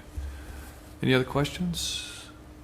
Public hearing is now open on the Triple D Ranch Limited Partnership acquisition. Is there anyone here today wishing to address us on this matter? Seeing and hearing no, we'll close the public comment, bring public hearing, keep wanting to say public comment, public hearing, bring it back to the board for action. Move approval. Motion by Mr. Sheehan, seconded by Mr. Cox. Please cast your votes. Votes are unanimous. We're done for the All I day. have. I would like to give my thanks and appreciation to the staff for the hard work that has gone into this. I know they've had a very short time frame, and I know you've been working very diligently to get here. My apologies to the property owners about that other fact that it's gone so quickly, but I know we're very anxious to try to negotiate settlements with all of the different parties, and I'm hopeful we'll be able to get that accomplished short of going to the courthouse. Thank you Mr. all. Chairman? Yes. I'd just like to clarify that items F through P on your board's closed session agenda are off agenda. Very well. The gentleman that has a question? Yes, Mr. Sir. Would you come up to the microphone, please, sir, and give us your name? I have I say RV sales on the south side of Betty Drive at the overpass, and it goes on to the Patel property there, and the fire department's behind me. And I just wonder how this is going to affect access to my property when the project starts, because I have a lot of trucks, a lot of RVs going in and out of that gate all the time, and I didn't know if that's going to block me off, if I got to figure out another way to get in there or what. I'll let our staff respond to your question, sir. Obviously, we're not taking any of your property, but your question is obviously a valid concern, and that is the actual construction of the project itself, how it would affect the access to your parcel. Yes. There's work that will be undertaken in front of the gentleman's property. As I had stated earlier, the intent would be for construction to occur with the least amount of disruption to the private use of the property. There may be situations where there may be some impact, because you can't construct a project like this without having some impact, but the idea would be to keep that to a minimum and to always be able to provide some sort of access to the private properties. Okay. We would make sure that the contractor worked with all the affected property owners and kept them informed as to when the project was what the phases were happening and how it might affect them, to make sure that they work around anything. And if there's any obviously we can't keep it open all the time because there's a need to do the work, but try to minimize the disruption resulting from that the best that we can. Can you tell us this morning or this afternoon, in that particular area, is that more of a reconstruction of the would there actually be, or will it be the construction of sidewalks, curbs, and gutters, and that sort of thing, or will it just be? It looks like from the plans I'm looking at that there's construction of curb and gutter and sidewalk across a portion of that frontage that would be to the west of the Patel property. So we will, our contract will need to work with you, sir, in terms of trying to accommodate your needs. Okay. This is your property right here. This Yeah. is Patel. Yeah, this is all mine right here, Okay. and then this is my entrance right here. Right. Yeah, it appears to be some work that's going on. Yeah. But the contractor Yeah. would work with you to make sure that Yeah, you because I would put have all access. new sidewalks, 10-foot sidewalks and fences and everything are all there. There might be maybe a slight realignment or adjustment to that.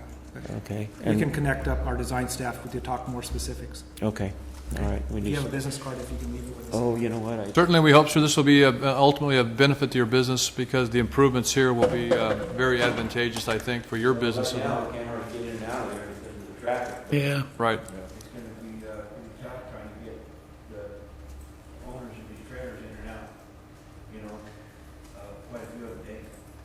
So like I say, I don't know whether I have to close the... Well, one thing, I mean, again, there's the construction aspect of it. When the completion of the project is done, there will be a controlled intersection at Road 67, which is just down from your place, and that should help to stop the flow of traffic in terms of instead of being constant, there'll be traffic stops that should help you from the standpoint of access and ingress and egress from your property. Next to the fire department there. Yes, it is. Well, no, because they'll be at that controlled intersection. So any traffic that's coming in this direction would be stopped and provide some gaps. Right, right. Okay? Thank you for being here this afternoon. Are there anything for the good of the order? If not, we will close our meeting today. Thank you for being in attendance. Again, my thanks to the staff for their hard work on this matter.